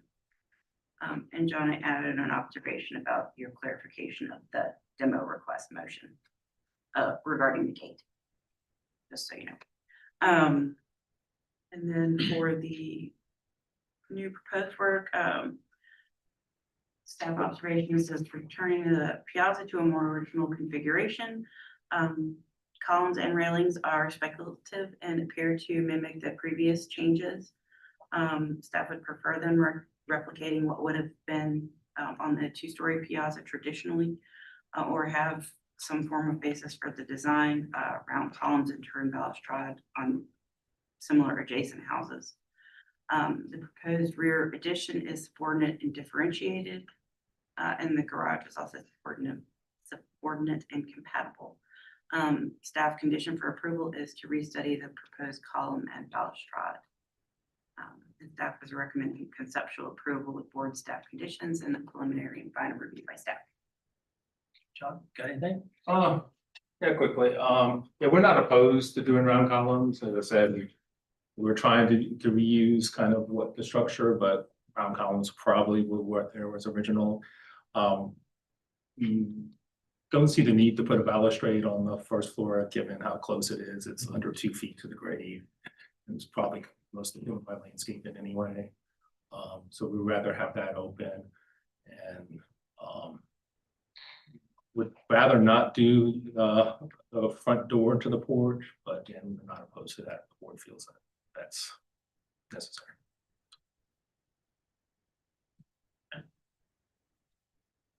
Okay, we will now go into board discussion and votes. I'm not sure that we can require a piazza screen and require somebody to go farther than the changes that are proposed, but we can certainly, since the columns are being taken down, and I think we do have that authority to require that a more appropriate column. But I think the changes to the piazza, those are huge improvements just by adding the second floor piazza back. I agree that the turning columns would be more appropriate. I would encourage, not require, but encourage them to look at maybe doing a piazza screen wall and encourage them to do the ground floor balustrade as well. Just, they choose to go that far. I think the addition is properly scaled. It's well differentiated in form and mass. I would change the light cuts in the addition just for a little further differentiation instead of matching the historic body of the house. And I think the garage, I don't really have any issues with the garage either. I think it's a nice little garage. I don't think Daryl would get his car in there though. No. I don't have anything to add. I think you covered it well. I like that you're just encouraging and not requiring the piazza screen and balusters at the first floor. I don't. It's less than 2 feet. It's a nice connection to the outside from my perspective, so I wouldn't require the balusters on there. I agree with my fellow board members. I just want to say for the record that the addition, the removal of the second floor piazza, and what else am I saying? Another element are all 1961 confirmed. There's a great newspaper article talking about the renovation. So that all dates that era. So I'm not opposed to what's been planned, and I do like your comment on encouraging piazza screen. The first floor baluster, I'm not. I could go either way on that, and I would like the round columns just because of the neighborhood and the other exit buildings. Okay, would someone like to make a motion? Okay, yeah, if you take. First, make a motion regarding them. Oh, yeah, we need to do the demolition motion first. I'll make a motion to approve demolition as submitted. I'll second. Okay, Galen second. Okay, Daryl? I'll go. Vote. Be in favor. Okay, Galen? In favor. Okay, chair votes with a majority, motion passes unanimously. Now we'll go for a vote on the new construction portion and all motions. We're asking the architect, we encourage the architect to look at piazza screening and round columns be required. And we consider balusters at the first floor. With, I guess, conceptual approval with preliminary and final by staff. Don't leave anything out. Unless you wanted to differentiate the windows of the addition. It's just sort of a board standard that would. So I could go either way. I think the way the addition is nicely hyphenated, it differentiates itself well. On its own, so I don't know that that's really necessary in this case. It's a little. I could go either way. I can too. These two ladies didn't bring it up, so. Can't see the windows from the street. Okay. We'll leave it on. We'll leave it. Yeah. I'll second. We have a motion on the floor for conceptual approval, preliminary and final review by staff with encouragement of introducing a piazza screen and encouragement of introducing a ground floor balustrade and a requirement of using round columns, turn columns in lieu of the square ones. Did you get that, Frankie? I did. Okay. So Daryl, your vote? In favor. Galen? In favor. Okay. Chair will vote with the majority, motion passes unanimously. Okay, so we will now move on to number 8.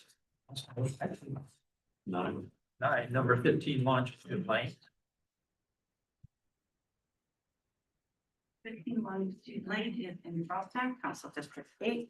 It's operated circa 1950 in the Long Historic District. They're requesting approval for demolition of existing one-story garage, boiler room, garage height, portions of wall on west and south elevations, for new openings, front door and transom and brick front stair.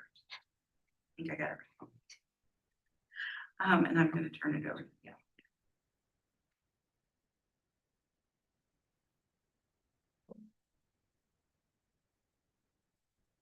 So I'm Nicole Lee, presenting from Doug County Architects.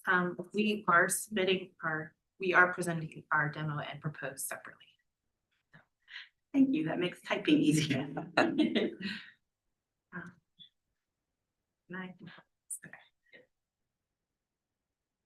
Okay, so generally we are proposing the demolition of a suburban garage and unorganized link to the house that was cobbled together over time.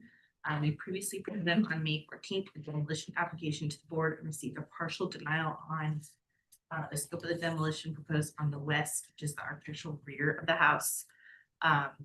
That elevation and roof, specifically a big dormer and a large L-shaped portion of the west wall, which I will go over.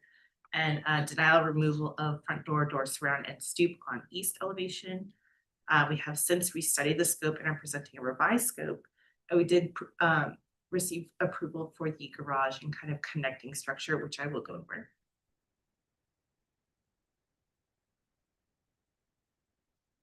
In red is the location of the property. It's on Longitude Lane. We have Sanborn maps here. It's a bit of a unique property. This side of Longitude Lane was the property of the Commercial Cotton Press in Wharfco, and then the East Shore Terminal Company's Commercial Cotton Press, then divided into multiple properties. And in the 50s, they built what is now 15 longitude, 17 longitude, and 21 longitude. And there are 3 brick houses, and they each have their architectural side facades that face the lane. So the fronts either face, actually, I'll go over that here. So in red is 15, to the left is 17, and then to the farther left is 21. So all of them have their architectural front of the house facing the side of the property with their side facades facing the lane. Then this is just a general diagram showing the surrounding houses and just kind of pointing out the uniqueness of these 3 properties. On the other side of our property is 5 and 7 Longitude Lane. Those were built in probably the 80s, and they're townhouses that are pushed back from the street, and they have their front facade facing the lane. This diagram unfortunately didn't update the blue. It's a little hard to see, but the blue squares show the garages and auxiliary buildings along Longitude Lane. Historically was kind of like the parking garage area for houses along Track Street. And then actually 15 and 17 kind of follow this with their garages facing the lane.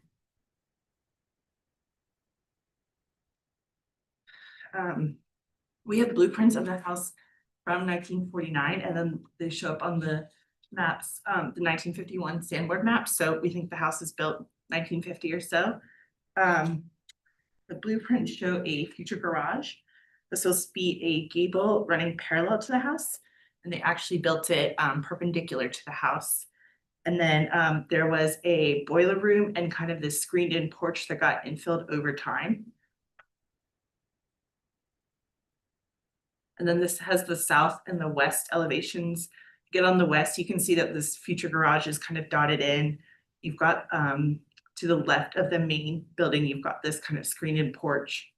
And then in the existing photos, you'll see that there's a dormer on the west elevation in that roof that is not there in the original plans. And then this is same blueprints showing the plans. The floor plan largely follows these blueprints. We have kind of on the Longitude Lane side is more of the service side, so kitchen, etc. of the house with living space towards the back of the property. These are photos from 2004. House is largely unchanged since then. And then here we have existing photos. So at the top left-hand corner, you can see the garage. And then kind of this infill here is on the top row. And then the photos on the inside are with the red walls. That's the connector that was a screen porch and an open area between the boiler room, screen porch, and the garage that got infilled. And then the brick shows kind of like this boiler room area.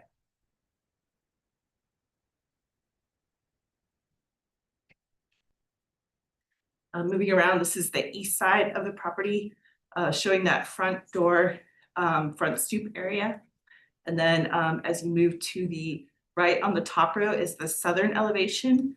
And at the bottom is the west elevation. This view is actually from the neighbor at 17 Longitude Lane. It's kind of hidden by a palm tree, but you can see that there's a kind of large sided dormer up top. And then separate or like different from the original blueprints, you can see this Palladian kind of window. And then on the first floor, that center window has been pushed down. At some point, we think 70s, 80s, they extended the stairway to go all the way up to the third floor, which is why they put it in that dormer and those windows changed. This is a view from the public way, again showing that garage with the main building visible behind. And we did incorporate some examples of neo-colonial brick houses downtown that have changed their front entrances and facades and paint colors over time. That is something that's kind of tied into the proposed. Okay, and then this is our existing site plan. You can see kind of plan north. That's the existing garage that fronts the lane, and then we have the main house. And again, that front elevation faces the side. Here we have our previous proposed demo up top and our current demo below. On the west elevation, which is kind of like plan north, we had proposed a larger swath of the wall to be removed in order to expand the kind of service kitchen function of the house. We are backing off of that and doing more of kind of punched openings where existing openings are, with the exception of kind of a slightly larger opening in the kitchen area. Our hope is to kind of preserve that wall more while still allowing them to access potential future additions. On the second floor, same thing at the stairs. We're looking at punching an opening where that current window is, that Palladian window, to allow access to a potential future addition, and just kind of reducing that scope. And then on the third floor, there is that sided dormer that was put in to allow head height to get up to the third floor. On our previous proposal, we are proposing keeping that. And then potentially, as you can see in the top roof plan, essentially cutting a larger hole in the roof to allow for an expansion of the dormer. This will be more evident in our proposed, but we're reconsidering a more delicate touch. And so we'd like to remove the large blocky dormer that's currently there and go back with something kind of more delicate and appropriate. Northern elevation, largely the same. We did receive a note from the board last time about that garden gate and trying to preserve that. The clients have hired Glenn Gardner to do their landscape architecture, and he will be incorporating it into his scope. And then again, removal of that garage and of that larger dormer. This is the east elevation. Our largest change here is that instead of going for a whole scale removal of the stoop and the surround and the door, we're going to be removing the door and the transom, reusing that opening and removing the stairs and the accompanying railing on the stoop and redirecting the stairs location. So keeping the trim surround of the door and just kind of reworking that. So southern elevation, we did receive approval for expanding these openings. Biggest change here is, again, the removal of the stairs of the stoop, not the whole stoop, and then that dormer. Then on the west, one of the comments we got was that on the top, you can kind of see that large L shape of proposed demolition in the wall. We're drawing in that scope a lot and just kind of proposing like smaller punched openings so that they can still have function to the living area. Excuse me. Still have function to the living area, but preserve more of the original building. That's it.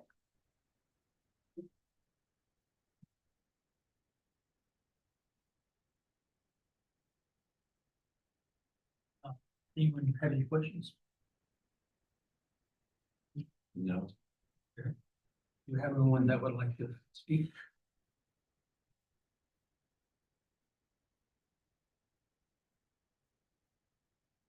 Laurel Fay with the Preservation Society of Charleston. The PSC appreciated the opportunity to visit, oh, sorry, wrong one. I'm so tired, y'all. I'm still Laurel Fay with the Preservation Society of Charleston. We appreciate the edits made to the proposed scope of demolition, including retaining the door surround. However, at a previous meeting, the BAR also specifically denied removal of the original front stair. This is an original and character defining feature of this colonial revival house and should be retained as this project moves forward. Thank you.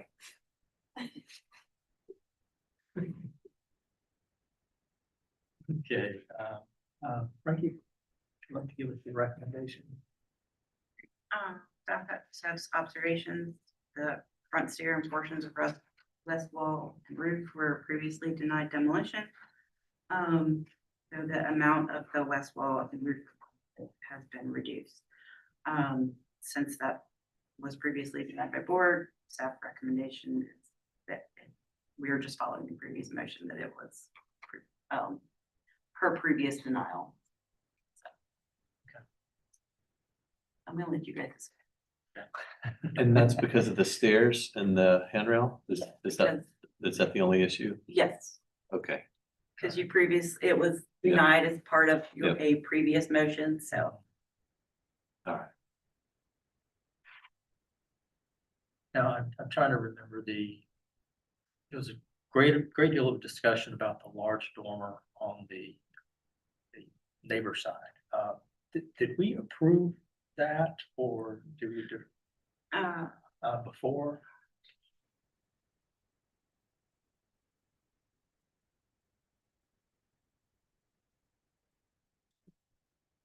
I don't believe you.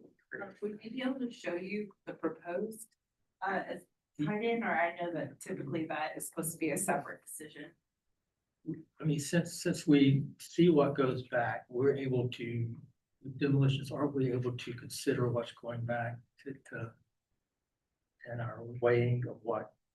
It's been a gray area. Yeah, it's sort of a gray area as you consider the demolition of it.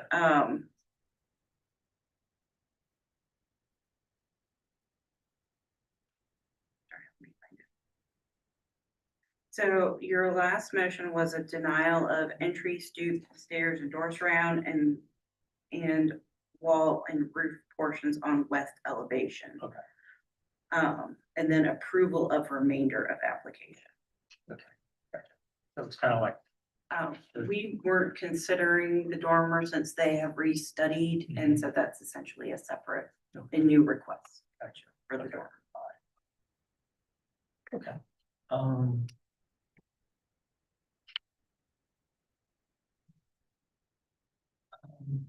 Okay, so you guys want a kind of a rebuttal? Clarification? What was the exact question? You get to do any clarifications or Just that I think Kate's gonna talk about in the proposed part of the removal of the rear dormer. It is a large dormer. Part of the removal is to replace it with something smaller and much more delicate. It's hard because when you show that large swath being removed, it looks very large and kind of intimidating, so that would be my kind of only comment towards that. Gotcha. And just studying it, in part of the discussion from the last meeting on the proposed was, looking at something more delicate. So we're actually, you'll see on that next application, but we're actually going with more of a 3-dormer configuration that's stitched together. So it's actually still a large width, but it's gonna feel a lot more accurate and historically proportioned, so. Okay, can you comment on the front stairs and handrail?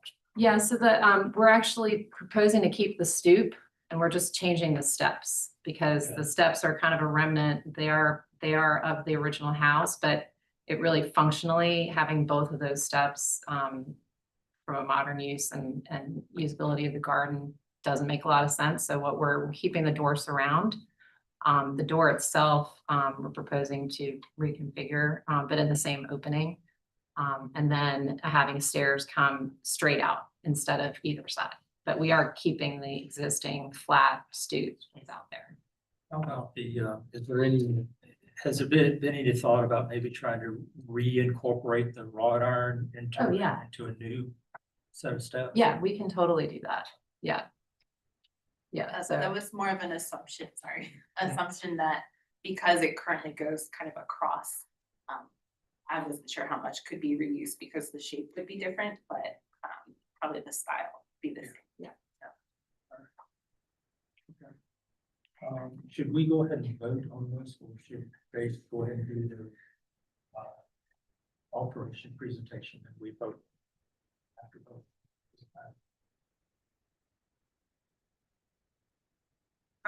It doesn't matter. It's just if you deny any aspect of the demolition, you wouldn't be able. Let's go ahead and hear the second half.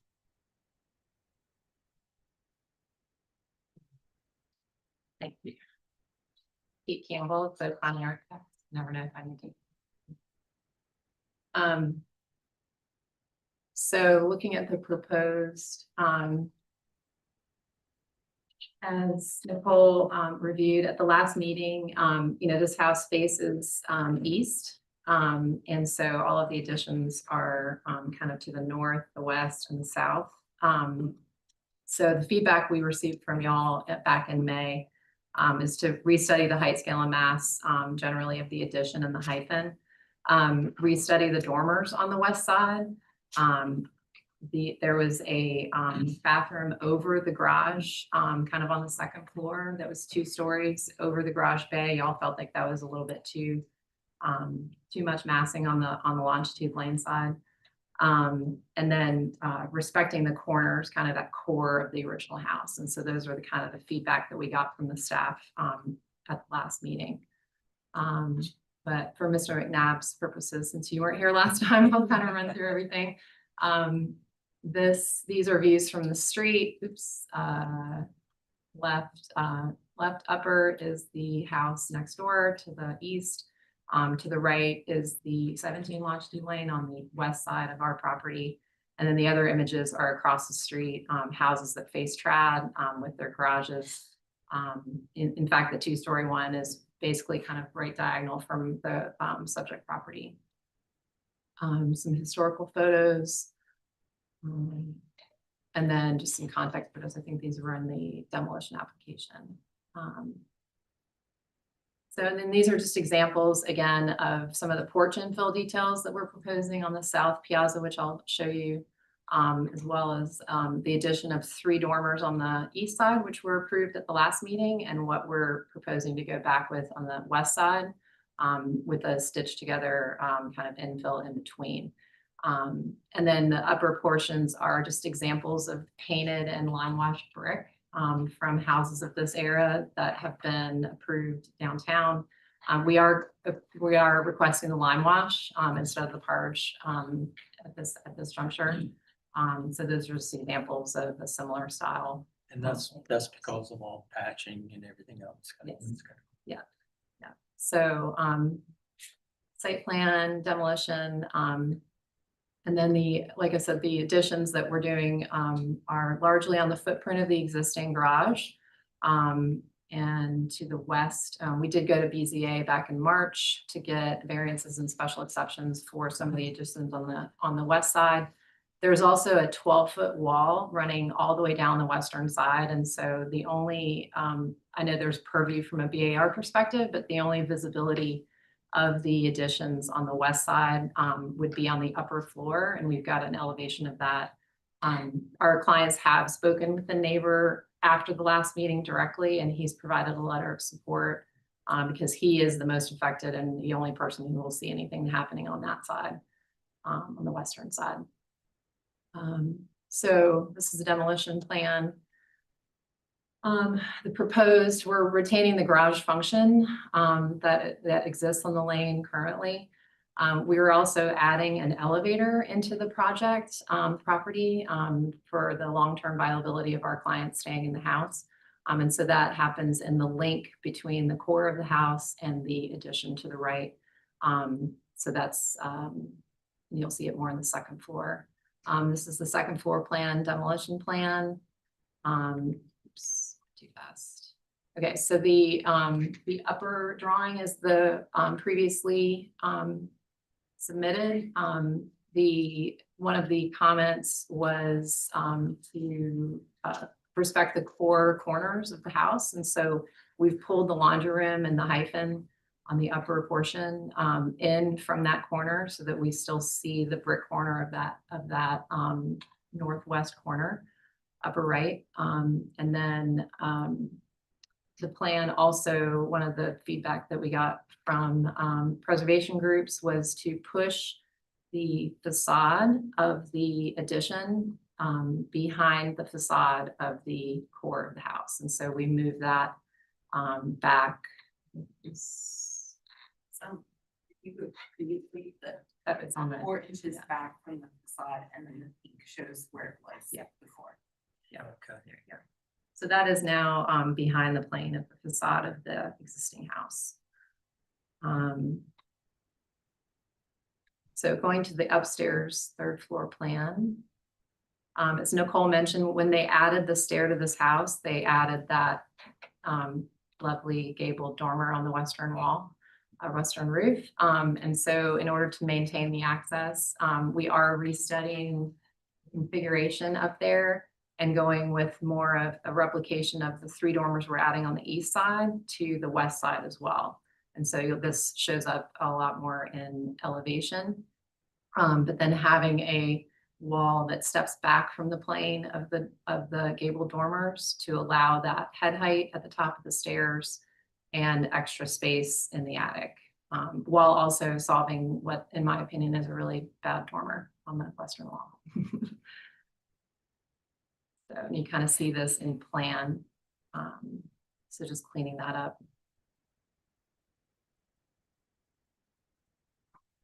So the lane elevation, we removed the large bay that was over top of the 1-story garage that came toward longitude, and you'll see it better in the side elevation, but this is now a much smaller bay. It's only about, I think, 12 or 13 inches deep that comes out, and then it's an extension of the roof form over the addition. We also studied the subordination of the addition.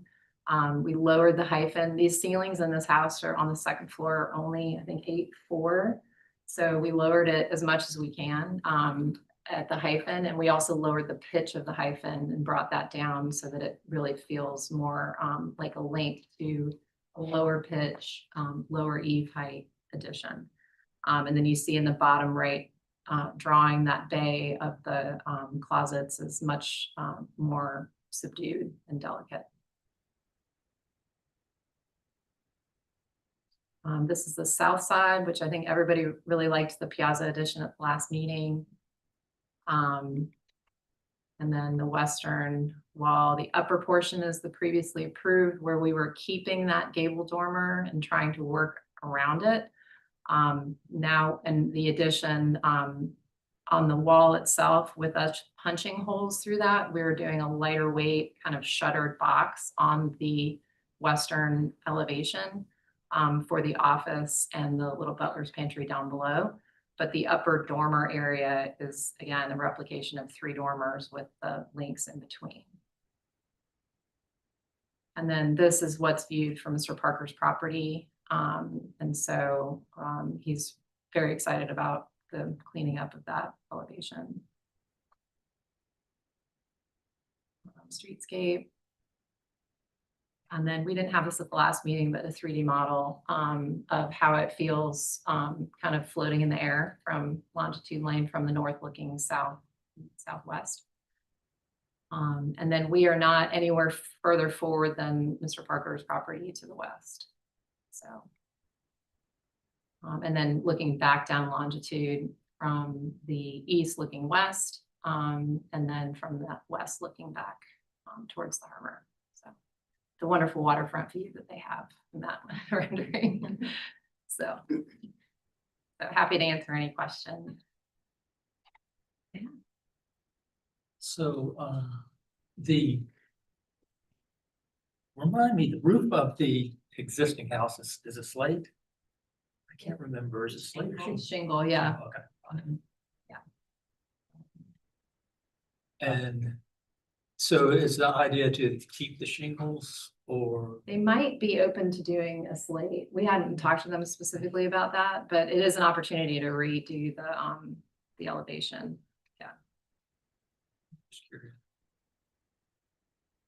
Can you go back to the elevation, the line, not the 3D model, but of the where the door is? Front door? Yeah, the front door, sorry. I just wanted to, I might have gotten confused. Okay, sorry, I got it, yeah. Yeah. I think I was previously- looking at the previous one. Yeah, previously we were proposing to demo the whole part and make a wider door and there's no covering over the door right now, so we were gonna do that, but we are back with the listing, so. And one of the staff comments too is differentiating the windows, which the windows on the existing are 8/8 for the most part. And so, and they're wider and kind of shorter. So we didn't really change that because we felt like the narrower and longer windows were differentiated enough. And we didn't really want to do like a 6/1 or something on a street facing facade. So, but open to suggestions.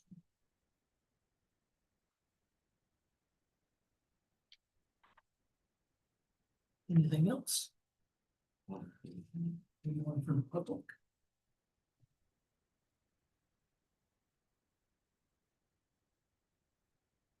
Utility Historic Charleston Foundation, HCF is generally supportive of proposed architectural direction and believes the addition of the garage on the front, while somewhat atypical for Charleston, is appropriate for this lane and will make a positive contribution to the streetscape. HCF also appreciates many of the changes that have been made since this project's last review, including the reduction in the size of the dormer. That said, HCF remains concerned about the overall scale and massing of the additions, which together constitute a substantial expansion of the property. HCF encourages reducing the overall footprint and massing of those additions. Thank you.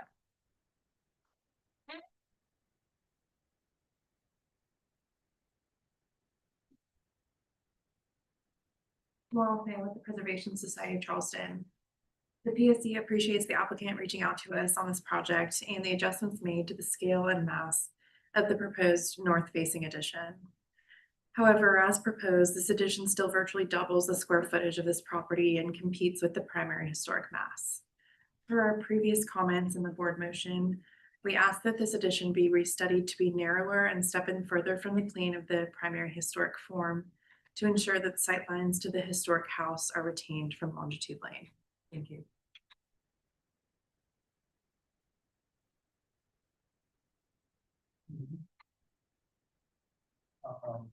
I can give us your recommendations. Okay, staff observations for the code. We tried to break it down into since there was a lot of more discussion about the previous design, we tried to break it down into what we felt like had and had not been addressed. So let's see, as far as what had been addressed, roof pitch has been lowered, roof pitch proposed addition. The bay that extended from the garage has been reduced. East facade has been pulled back, and the original corners have been retained, and the parch coat has been changed to a lime wash. The board comments that had not been addressed, that the eave height still remains the same as the existing house. It doesn't follow the typical diagram of stepping in from both sides of the historic structure or adding a hyphen to create more of a transition. And the proposed addition is still wider than the main house. Dormer on the west elevation has been restudied, but it is still larger than the 3 individual dormers on the east elevation. And this might have just been a drawing issue, but it looks like the proposed dormers on either side of the house has a different roof material. One looked like shingle, one looked like metal. Staff recommendation is a deferral per previous board motion.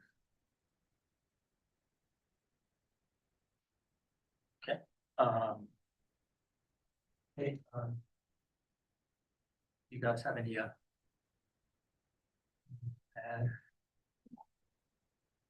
Clarify.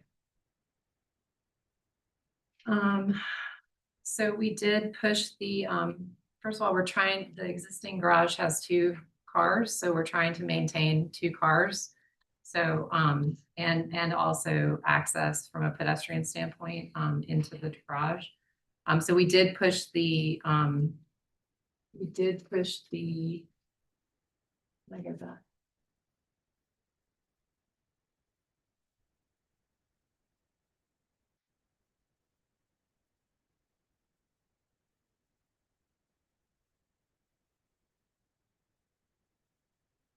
Shows up on this diagram. The purple, we're 1'5" back from where the current facade is.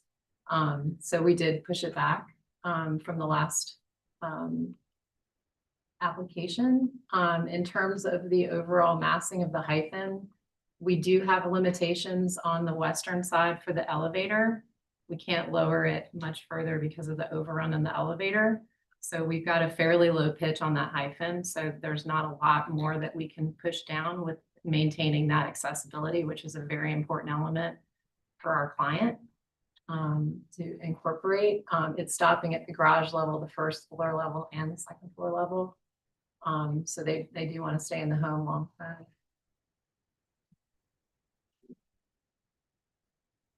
So in terms of height, scale, and mass and the width of it, in response to the historic group comments, you know, without removing a garage, it's going to be really difficult to get it like substantially subordinate to it. Plus, this house is facing a totally different direction. So we're kind of spanning that gap between a garden facing elevation that's the front and then something that's fronting the street that has that garage function, you know, so we've got a lot balancing here.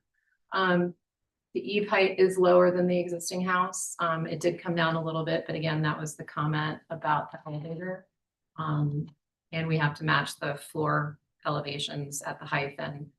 So we're kind of hemmed in there. The typical diagram of stepping in, we are meeting that because we have added a hyphen to create a transition between the core of the house and the addition. The proposed addition is not wider than the main house, it's narrower.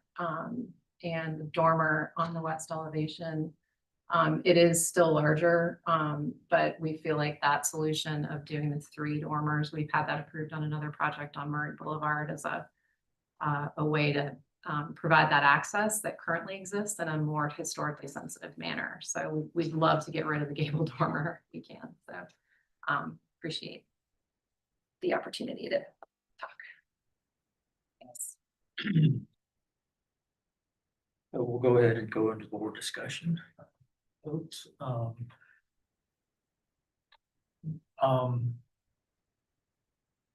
think we can kind of discuss both the demolition and the new, what's going back, kind of together, but we'll take separate votes on those.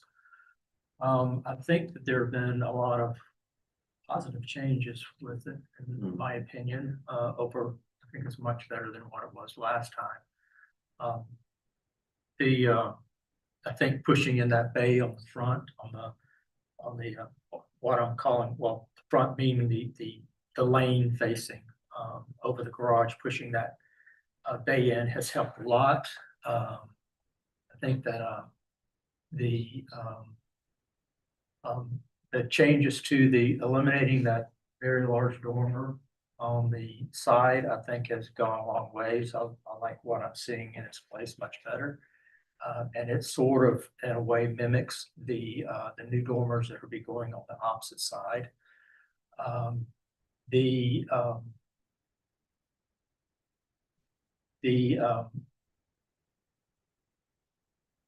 I don't really have a lot of issue with the one-story additions on the neighbor's side because of that tall wall, and you probably will never even know that those are there.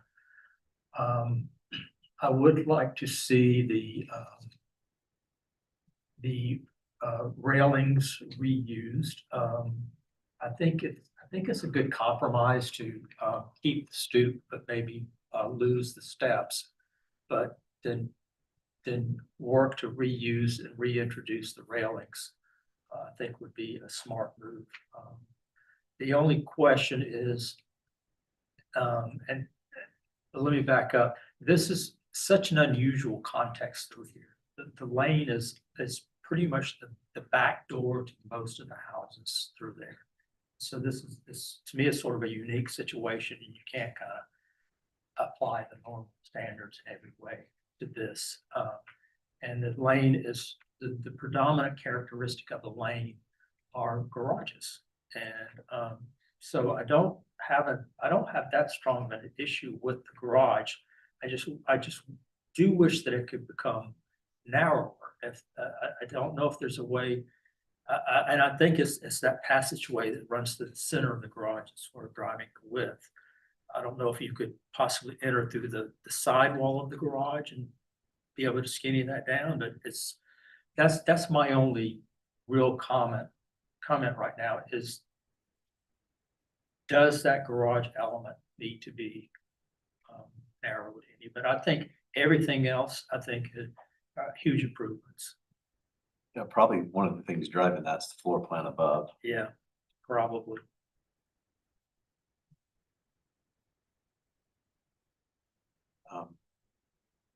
It's from where I sit, it's a very well articulated mass from the street. If this were in a different context, on a actual street, I think I would feel a little stronger, more strongly about some things, but I just think this is a very unique context, and that the predominant characteristic of the street is garages. Yeah, and in respect to the stairs, if it was on Colonial Lake or Broad Street, we probably wouldn't change the stairs, but Yeah. where it is, they almost don't make sense the way they come down now, right? Yeah.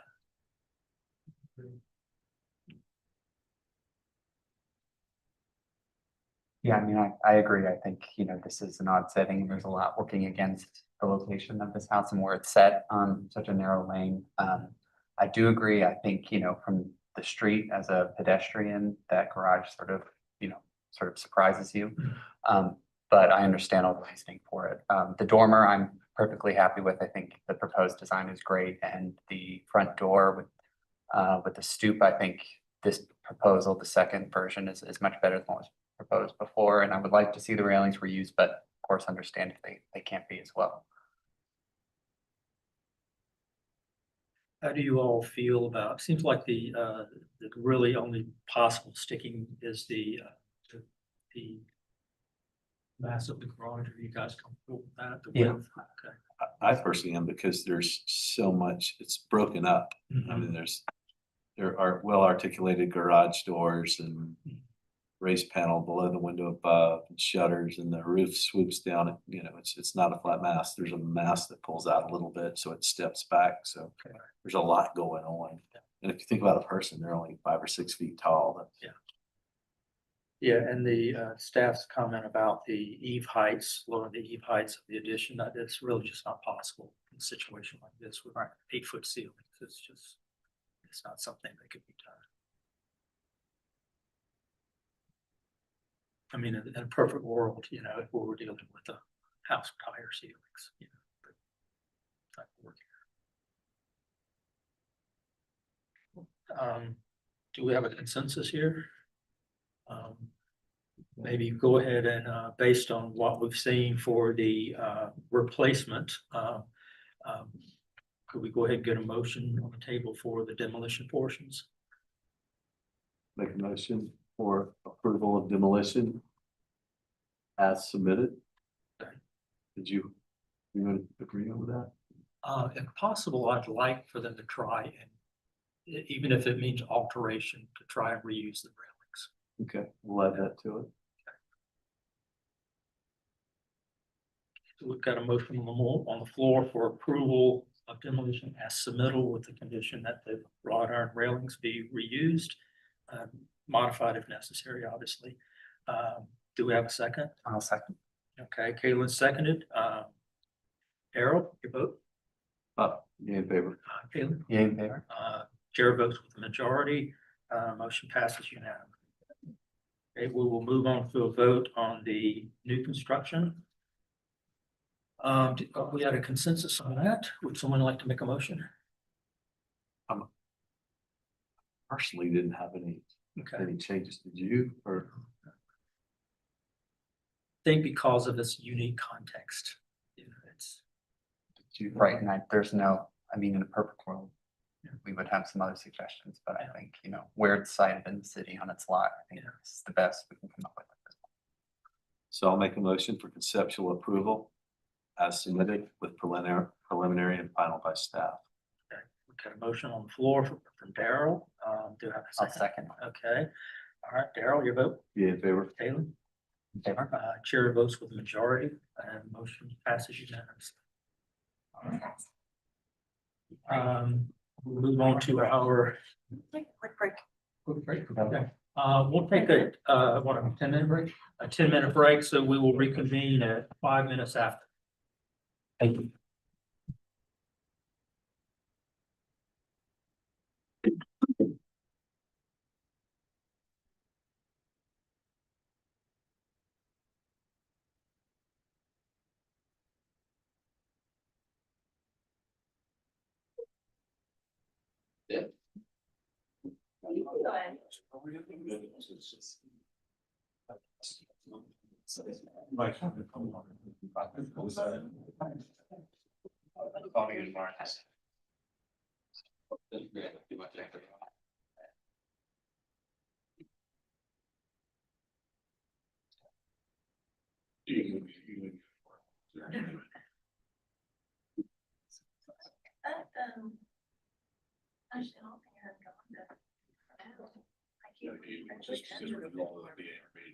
Yeah, I know.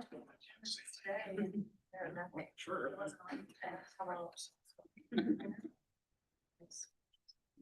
Easy firearms breaking.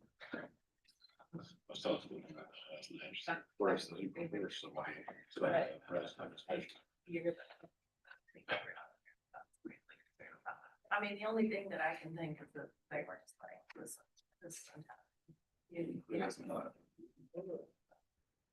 I mean, that's the other thing. Like, it's not. I don't know.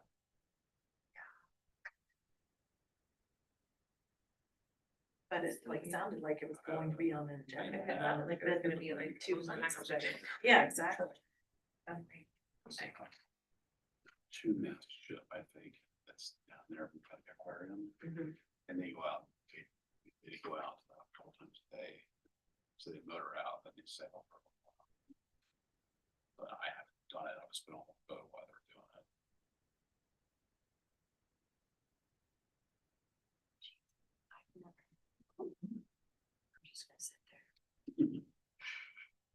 Hey, are you working at 39 Broad Street temporarily, or you, It's kind of lovely. I like love it, guys. Like, it's so fun. You've been calling it my summering on Broad Street. You know, that's kind of my, I love that. makes it fun. Like, The noise with the noise the last couple days is unusual. Morning, yeah. Yeah, it's crazy. Well, we had like scraping going on at our office, so like on the windows, so this, it was actually better. I was like, oh, this is okay. Like better than scraping. Yeah. I got goosebumps just hearing you say that. Yeah, no, literally like, yeah, fingernails on a chalkboard every day, like every day. I was like, okay, Yeah, that's not good.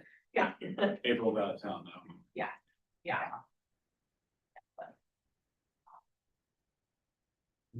But I do feel like every day I walk in and I feel like I'm like a part of your office when I walk in, because it's just like all of you. I'm like, oh, it's Just sit there and work. yeah. We just keep the doors open just to keep circulation. Well, that's what I assume, but it's, yeah, I'm like, I feel like You're right yeah, on it. I'm like right there.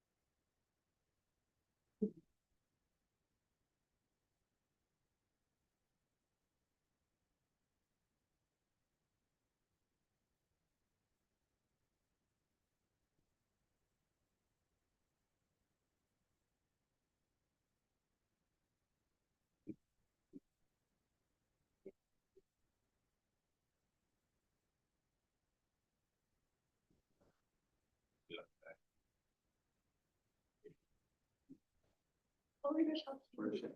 That's right in the middle. That's it right there. Okay,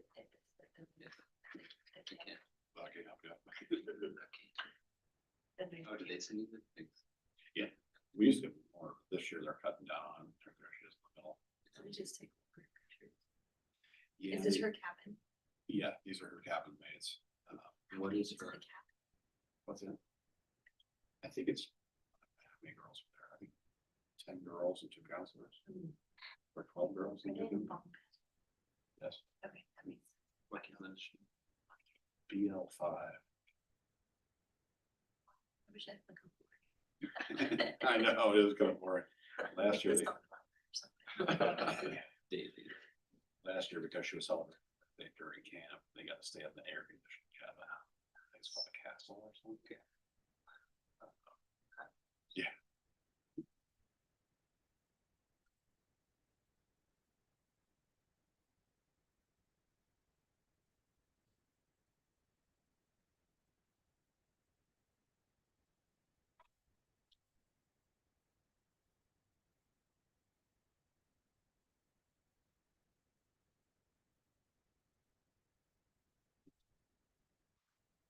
Connecticut and Massachusetts that are 6 to 8 weeks, almost 5,000 a week. And these grays don't seem like a park. I mean, like a dirt cheap. Plus, they're actually rough now. Yeah. They don't have air conditioning. Yeah. They only allow very short showers. And then let's. No, now It's good. That is good, that is good. it is, yeah. My cabin's in summer camp garden or never. They also were like have holes in the floor. trust it. That's definitely Shay, because she sends cards to both of us, then sends me a separate card. No. I would be the She's like, why? She said she was separate card. I'm like, I don't know. What are we gonna say? No. I don't, she intends the slight stuff. No.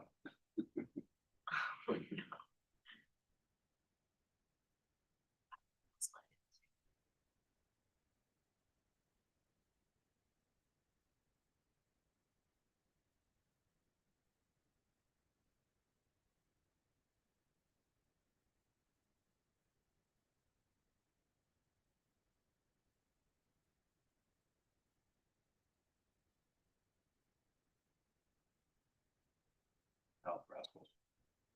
Good. There, Richard's kid is Sam Kennedy. oh, yeah. Oh, cool.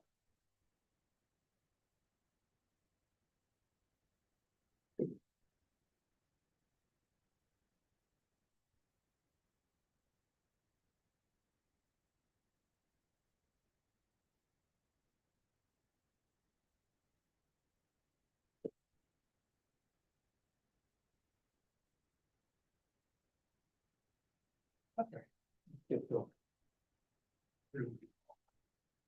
We are on item 11, 15 Meetings Alley. Which one was deferred?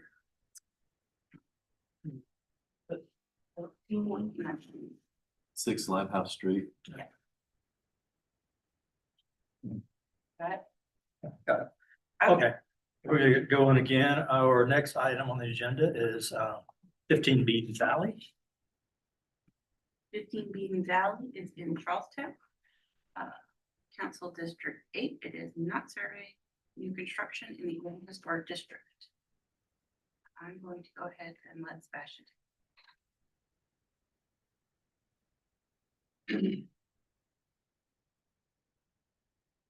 Good evening, Sebastian von Marshall. We are requesting conceptual approval for a couple of minor modifications that are being proposed to a previously approved design for this new construction of 15 Beaton's Alley.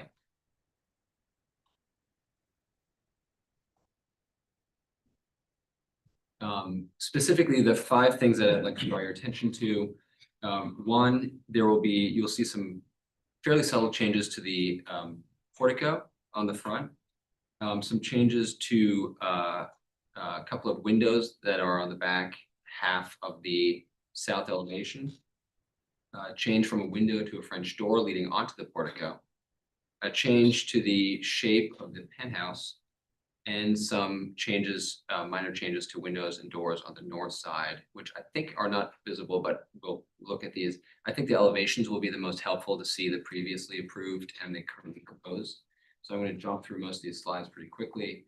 We have a survey, we have some historic maps, the neighborhood, aerial images, Sanborn maps, site historic images of Beaton's Alley, some aerial images of that lot, some of the neighboring structures, context, a streetscape that shows the overall mass of the building, some precedent images, and I believe the board will have seen most of these. These are some more recent images of the masonry construction underway.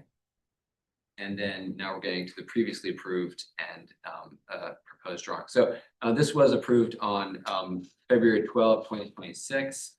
Which was the last time this project came before the board. It was also for some modifications that had previously been approved. Just as a reminder, the original approval was on March 14 of 2022. So this is the 3rd time we've come to the board again, as each subsequent application has requested some minor modifications to the previously approved concept. It received conceptual approval. Final detail of the staff has been permitted, and as you know, is under construction. So you can see previously approved version, the current version. Again, I'm going to skip through some of these because I think the elevations are really going to highlight the exterior changes that are on the purview of this board. Previously approved first floor plan, proposed first floor plan, previously approved second, proposed second, third, and roof. And this, well, I will point out one here, you can see currently the interior stair configuration of the house. It previously had an elliptical stair going up to the third floor and then a smaller stair leading up into the top floor. The design team had been massaging this, and that top stair is being proposed also to continue the elliptical shape below, which does push the south elevation into an elliptical extension to the previous penthouse footprint. You can see essentially the plane of the penthouse remains the same, except that we're bumping out that center section so the elliptical stair can complete itself on the top. That is the change to the penthouse. And then getting into our exterior elevations, you can see the previously approved street or east elevation. The proposed east elevation, you can see now how that penthouse bumped out. I believe it's about 12 inches to capture that elliptical stair. You can also barely see how the portico has changed. This is previous, this is proposed. You can see it's basically just a very subtle change to the parapet on there. So this is what's visible from the front. On the south elevation, previously approved and proposed, you can see that the window configuration on the so slightly. You can see that a window, a double hung window that used to lead to the portico and the portico parapet itself have changed to be a small French door with retaining the semicircular fan light above. You can see the fan light stays the same. The door, the window changes to a French door, and then the parapet changes slightly. Again, that was just a very subtle sort of architectural adjustment, stylistic adjustment there. You can also see previously approved the two back windows for the dining room right here, which are being changed from 6/6s to triple hung 6/6/6s to allow access or egress from that room directly into the garden. Are they visible from the street? Probably. Again, you're looking down the alley between this house and 11 Beans to the south through the portico to see the difference in the windows. So it would be somewhat obscured by the portico. And then lastly, some changes on the, you can see the change to the penthouse again. And then lastly, on the north side, the window and door configurations on the back, what we're calling a kitchen house part of the house structure. And you can see that door basically shifting over a little bit, and it gets a transom above it. Again, those changes on the north side are behind the house that backs up from Elliott Street. I'm not sure these are even visible from the parking lot, the adjacent parking lot on Elliott Street. They're also fairly minor changes on that side. And then these are some original renderings. Again, these do not reflect the changes, but it does give you a sense of how difficult it would be to see, for example, the windows of the dining room through that portico. Again, this is a slightly updated massing model that we had for our initial approval. And then looking up at the structure and then looking at it facing south from Beaton Valley. I thank you for your time. If you have any questions, of course, please. Welcome any questions. Thank you. Anyone from the public like to speak?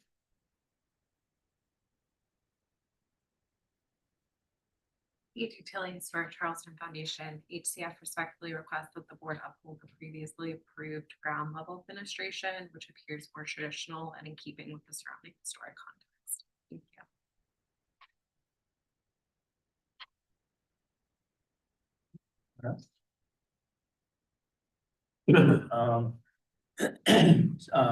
Frankie, would you like to give us your staff comments and recommendations? Staff just had observations that it was previously approved by the board February 12th this year. We have no additional comments, so we're recommending a conceptual approval with preliminary and final review by staff. Anything? No, not this time. Thank you. Okay. We'll now move into board discussion and a vote. And you seem to be fairly minor. I didn't have any issues with any change. Yeah, I mean, I respect HCF's opinion, but it's minimally visible at ground level, so. Do I have a motion? Awesome place. I'll make a motion for conceptual approval with preliminary final by staff. Okay, we have a motion on the floor by Kayla for conceptual approval as submitted with preliminary and final review by staff. Do we have a second? I second. Second by Daryl. Daryl, your vote? In favor? Kayla? In favor? Okay, chair votes with majority. Application passes unanimously. Thank you. On to our next one, which is 25 Susie Street. 25 San Suchi in Central Council District 4. In my sheet, it is category 4. Sorry, this was the one that was reconstructed. So this is in the historic corridor district. They are requesting a conceptual approval for new rear porch addition and alteration to the front porch. And the reason we're seeing this is because of its frontage on I-26. Yes, it's in the historic corridor. And I-26 is what puts it on the historic corridor. Yes. Okay, gotcha. All right. Hi, my name is Zach, representing Smart Renovations. Just requesting approval for this addition on a non-historical house. It was reconstructed in 2010. And basically it's just that porch addition on the back and then infill on the corner, which is a covered porch right now. So we're just infilling that and changing the, you guys know this, sorry, my first time, so forgive me. Yeah, so we're changing the, expanding the stoop to the corner boards, enlarging it slightly. And then infilling this covered porch area here. And then extending that and making a screen and porch extension to the back. It's an old Sanborn maps that show the previous lot size and structure that was there, built in, I think it was 1929, I believe. But it was reconstructed in 2010 as an affordable housing construction. Lot size changed, dimensions, and for the construction of that new building. Yeah, so that's there. This is the, oh, sorry. Yeah, so this is the proposed extension to that back porch. Infill.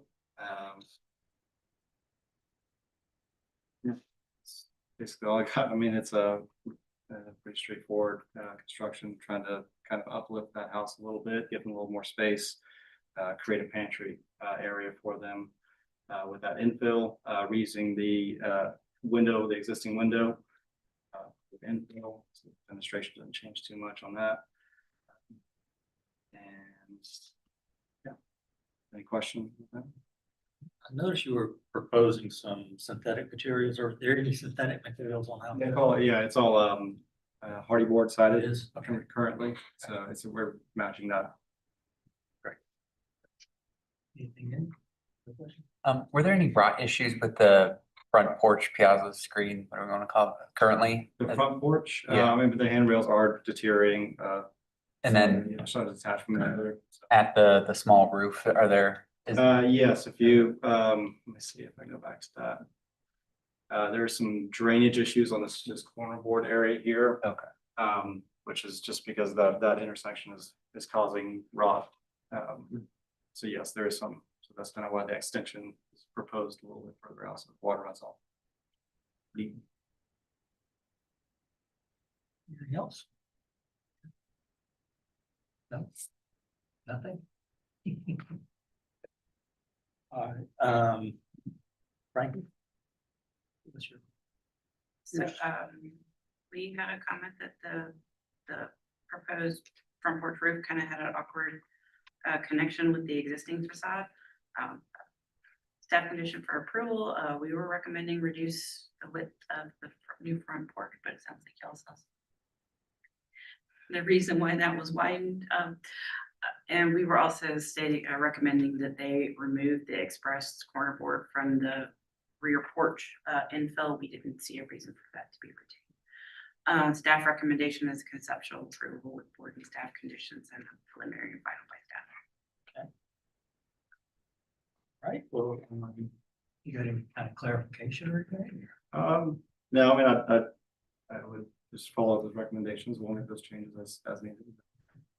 Corner board on the back side, make that change for sure. Can you point to that? Because I'm struggling to understand what that, what's. Yes, please. Yeah, right.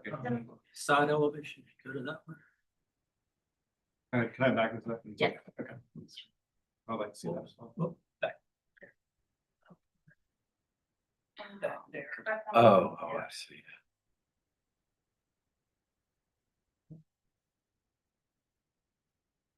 Okay, nope, the other one. Oh, yeah. So this corner board here, we were just. Oh, yeah. Yes, yes. No, that's I thought that was a little. Sorry, Daryl. Fill that and. Because it was new construction, we didn't have we weren't gonna require you to keep it, so we were just saying that it could go away if y'all want. Sure. If it was historic, we would ask you to. Okay, we'll go into board discussion and a vote. What do you guys think? Well, with the front porch roof, you have three choices. Living or shed. Two of them could create water problems, right? Yeah. So I don't have any issues with it. No. I've got a motion. I'll make a motion for approval as submitted. Motion on the table from Daryl, approval as submitted. Do you want to do preliminary and final? Preliminary and final by staff. All right. And do I have a second? I'll second. I have a second. Okay, Daryl, your vote. In favor. Caleb? In favor? Okay, chair votes with the majority. Application passes unanimous. Great, thank you. Our next one is going to be 12 Elmsville Street.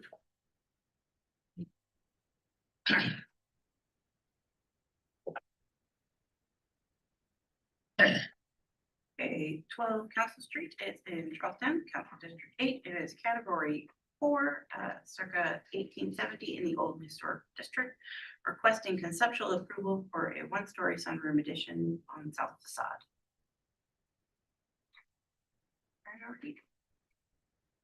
Good evening, I'm Julie O'Connor, and I'm the designer on this project. Actually, my second go at this house. My clients bought this house in 2021, and we did a renovation shortly thereafter. And it's a lovely house, and they love living there, but it's a little small. So they wanted to, sort of add a little bit more space, but they also really love their little courtyard that they created, and so they wanted it to sort of be like just a glass room. This lot is completely weird. Has nothing to do with you guys, but this is so cool. These front and rear setbacks cross over each other. So there actually is no buildable area on this property at all. So that's kind of fun. But anyway, so we do have a zoning special exception for this addition, and all of our neighbors were in support. It's just a one-story addition on a previously two-story addition to this house, so it doesn't even attach to the historic part of the house. And there's no visibility from Council Street. And if you can see it from a Limehouse, it would be down a driveway, and there's a 6-foot garden. So very, very limited visibility if at all. But if you could see it, it's super cute. So I think you'd like it even if you could see it. So anyway, where did my elevations go? Over there. So yeah, so just a cute little glass box. Gonna have steel supports and aluminum doors and windows. So it'll be really nice and see-through and transparent, super low profile, because we do have a bedroom right there behind there. So we have to keep the roof pitch super low for that egress window. And that's it. Any questions?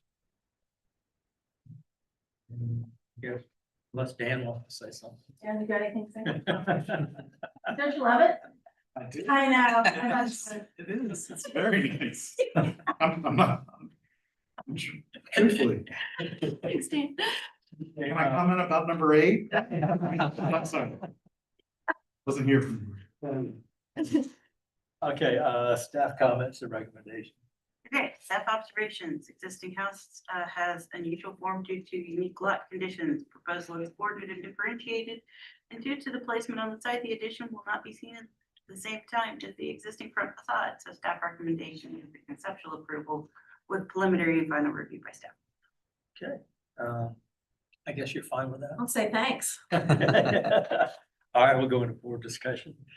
I'm fine. I'm in agreement with staff. I agree as well. Yeah, so can I get a motion? I'll make a motion for conceptual approval with preliminary final by staff. All right, we've got a motion on the floor from Caitlin for conceptual approval with preliminary and final review by staff. Can I get a second? Second. Daryl seconded. Daryl? Yeah, in favor. Caitlin? Yeah, in favor. Okay, chair votes with majority. Passes unanimously. Thanks, guys. You're almost done. Almost. Good luck, Dan. Do you always have that kind of luck? I mean, good job. Okay, our next one will be, okay, we're not doing 14 is off. Right. So we're doing, yeah, 15 coming, 5 coming up. Yes, thank you. 5 Cumberland is in the French Quarter, Council District 8 is a category 4, circa 1830 in the Old Historic District, requesting conceptual approval of the skylights along the ridge. I'll turn it over to you, Dan. Thank you. Dan Sweeney, Stump House.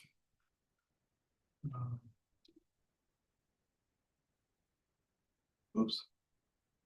All right, so this is a small little one-story masonry building, almost to Concord Streets, and it's in the block of Cumberland. On the right-hand side is East Bay Street. On the left is Concord Street, and further to the left of that is Fleet Landing and the new Cooper Hotel. So that just gives you a little location there. It's surrounded by pretty tall buildings. There's the Cumberland Street parking garage, which is 5 stories it's listed as. I think truly 4 stories, but and then the Palmetto Hotel to its right here is 4 stories. That's the penthouse that's set back across the street. Directly across the street is a 2-story building. Carmelo's is, I believe that's the name of the restaurant on the corner of East Bay. That's 3-story, and then the building immediately sort of diagonal towards Cooper, the white building across the street is 4 stories. So it's kind of dwarfed here. It's quite nice. The building is very nice. There was a renovation that was done to it to become Bumpa's Restaurant, which was a burger place. Prior to that, it was Moe's Crosstown at one point. There was something called Something Piggies, and it had some sort of barbecue in here. There's been a smattering of restaurants across the years. It started out, I think, as an armory based on historical review. I think it probably was a warehouse for the docks when it first came along. And let's see, the renovation in 2017 was done very nicely. There was exterior improvements. A new roof was put on it. It's a copper roof with some SIPS panels on it. The interior framing, which actually I probably don't have a photograph of, but it's all been retained and it's beautiful. So there are trusses about 13 feet on center and old purlins and old roof sheathing, which is all exposed. Half of it was exposed in the dining room. We're keeping all of that. Let's see. These show the top 4 images. Let's see.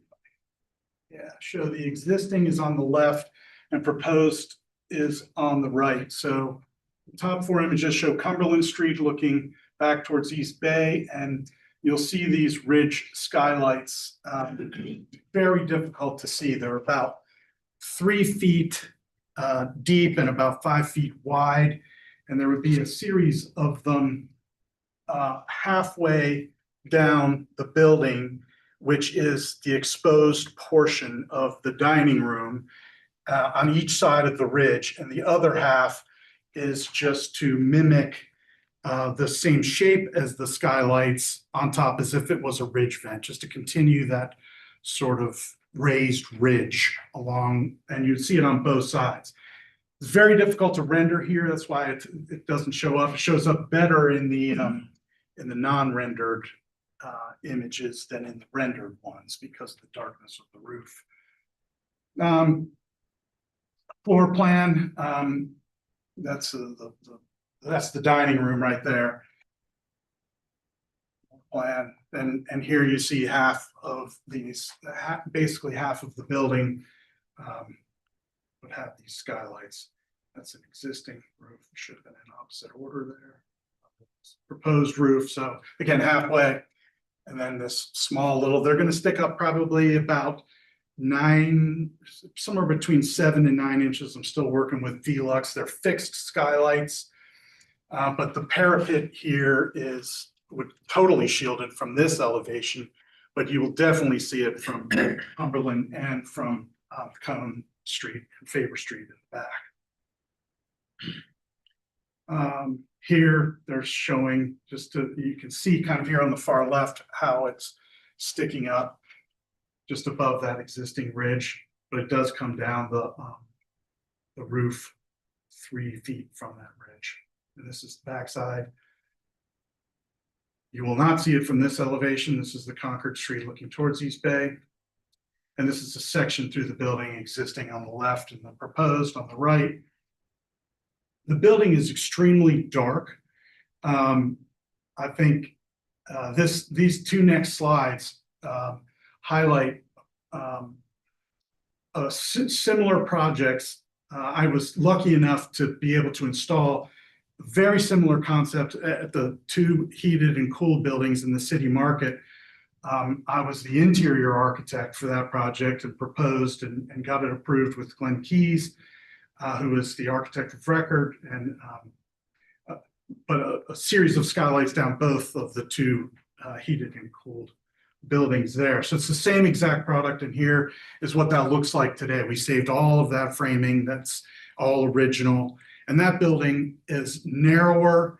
It actually has a lower ceiling, but was, if you remember that, those spaces were extremely dark.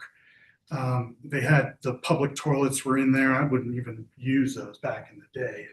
Now it's very well lit, as I'm sure you all know if you've gone in there. And then this is the product that we're planning to use. So that's it. Thank you. Yeah. So this is the same as what you did at the market. Same as what we did at the market. Exact same thing. The sole difference is our building is taller, wider, and has a 5 and 12 pitch, and the market has a 2.5 and 12. So you have to really get pretty far away from the market to see the ones that are at the market. The framing and all, what would it be like a copper? I mean, something to blend in with the copper. Yeah, it's a copper cap will go in between them, so all of it will be copper. Now, so what they have is a bronze, like their unit themselves. They have a black and a bronze, and so we would be in a bronze. Yeah. Any other questions? Can you show the area above what's the kitchen where we're not going to have skylights? Am I reading that correctly? Yes, you are.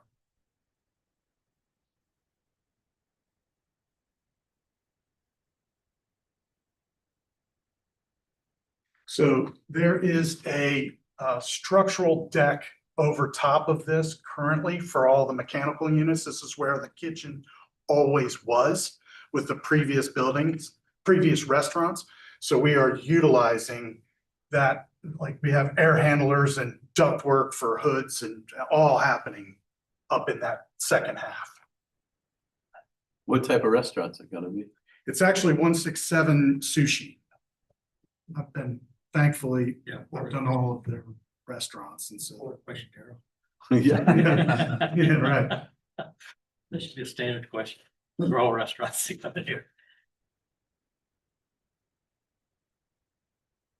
Anything else? Oh, I think. All right. Frankie. So this middle shows a precedent for the addition of skylights. We didn't. While we understand why there's an area of sort of faux skylights, we didn't think having a faux skylight was an appropriate choice. Skylights should be located on the rear slope to lessen visibility. In the current design proposed, it's sort of popped up skylight, and staff would prefer a flatter option. Staff condition for approval, if approved, there should not be a sort of faux skylight portion. And skylight placement should be on rear slope. So the recommendation was a deferral for restudy with a board and staff condition, or any board and staff condition. I have a question. How could it be on the rear slope if it's just a regular gabled roof, right? It is a regular gable I roof. think what she meant was on the Cone Street side as opposed to the Cumberland side. Okay. And where was the faux skylight? I remember seeing a bunch of, It's It's over the kitchen, and it was just in an effort, I felt, to, it is to mimic the skylight, the shape of the skylight, but to continue the architecture to continue the symmetry down the ridge line. That was solely it. I prefer not to do it too. I personally think it looks better with it. But I like not to do it. I disagree with keeping them only on, I do agree that the subservient side of this building is the back side of the building, for sure. That's where all of our mechanicals are. I just think I think that this is a fairly, you will see it, but it is an innocuous addition to this building, even from the Cumberland Street side. And I think it just works better. It frankly works better interiorly, the symmetry of it. All right. Go into board discussion now. I know that in the past, we've denied skylights on residential. Remember if we've ever had a commercial building or not. we either required them to take them off buildings since I'm on board. Yeah, there was that one, I remember. Yeah. I don't think we've had a commercial one since I've been here. Well, I presume that when it went through, I presume the board reviewed the city market and the visitor center. Yeah, I wish I could. Yeah, the visitor center has more of a monitor. Right. It does. That's a clear story. Monitor. It is. That's just the closest thing to a commercial Yeah. we could think of. Yeah, I've never paid any attention to the ones on the market. I wish I had known that. I would have walked by there and taken a look at them. May I ask a question? Is that, on the market, is there anywhere where the skylights are continuous, where you sort of recreated the pattern like a faux skylight, or is it all continuous down the ridge? It's all continuous down the ridge, and there is, in the market, there is, good question, there is no, down the central spine, it's all a walking corridor. So there is no spot that has mechanicals. When you were on staff, what was your position on, or what was the city's position on? Was it? You know how many years ago that was? I don't. That was like 10 years ago. 10 years ago. I actually don't remember. The positive thing is that we're not cutting into an old roof material. It's a new roof. Zips panels. Yeah.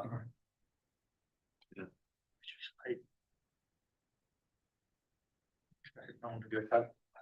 I mean, it was approved on the market, so I think Right, yeah. And I will say in that area, I don't think there are any extant buildings, but there is a history of that type of monitor, clerestory window, you know, the Clyde Yeah. warehouses. Yeah. So it did exist in that area of town at one point. Yeah. And I guess going the modern route is kind of a much more expensive option.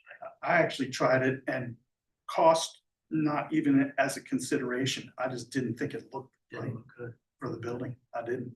You're probably right. Yeah. I mean, this is a very diminutive little building surrounded by some big boys. Yeah, it is surrounded by that, it's got that nasty garage next to it. Gosh, what do you, I'm on the fence on this one. I am too.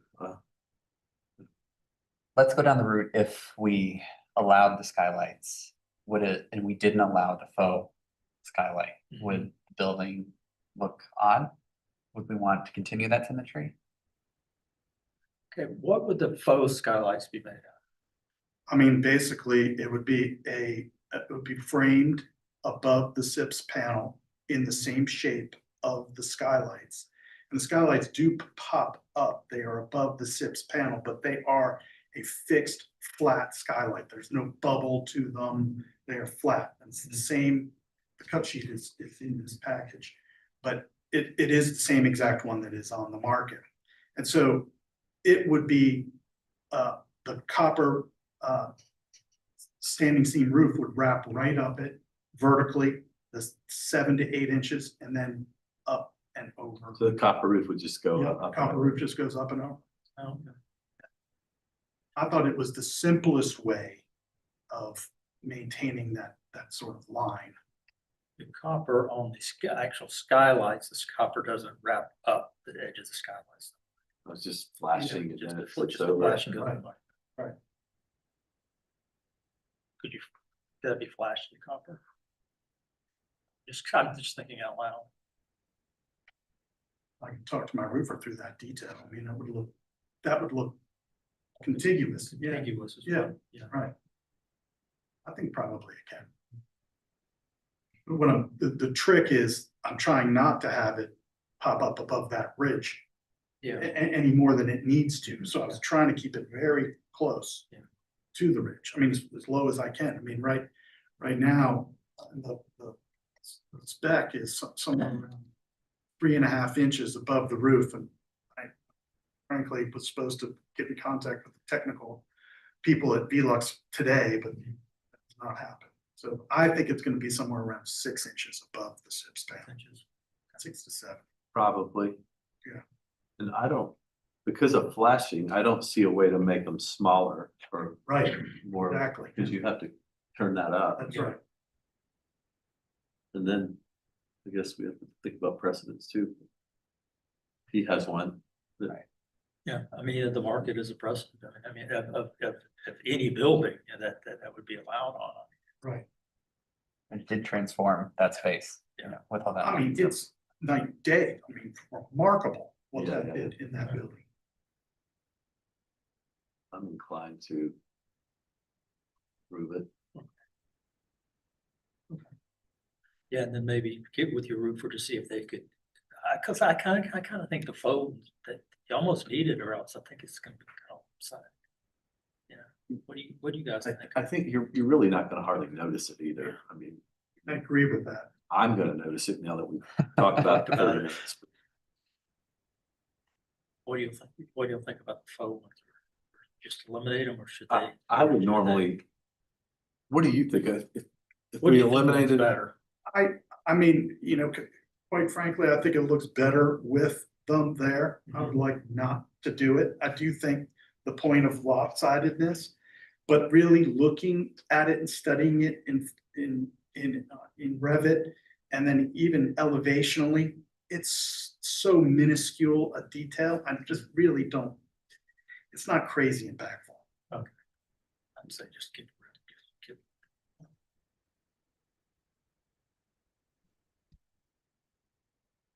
it. There's just a consistency to a simple building, right? Yeah. And this is what you're trying to do. Yeah. You're right. Yeah. I make a motion for approval as submitted.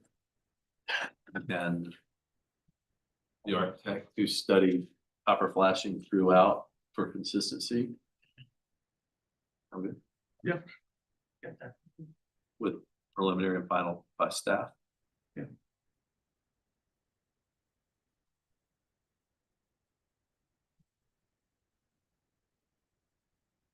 we have a motion on the table from Daryl for conceptual approval with preliminary and final review by staff and with investigation of a copper detail. I'll second. Okay. Second, Kalen, Daryl, vote. Yeah, in favor? Kalen, Yeah, in favor. okay. Chair votes with majority. Josh, motion passes unanimously. Is it out? Thank you all. Right, thank you, Dan. Thanks, Frankie. Also, the Preservation Society and the Historical Society. Yeah, obviously, They don't They've have, left. you know. Thank you with it. So. Yeah, I mean, they've seen it all. I've spoke with them about it. They said they weren't gonna come. Thank Okay, you. do I have a motion for adjourn? You do. Okay, do I have a second? Second. All right, adjourn.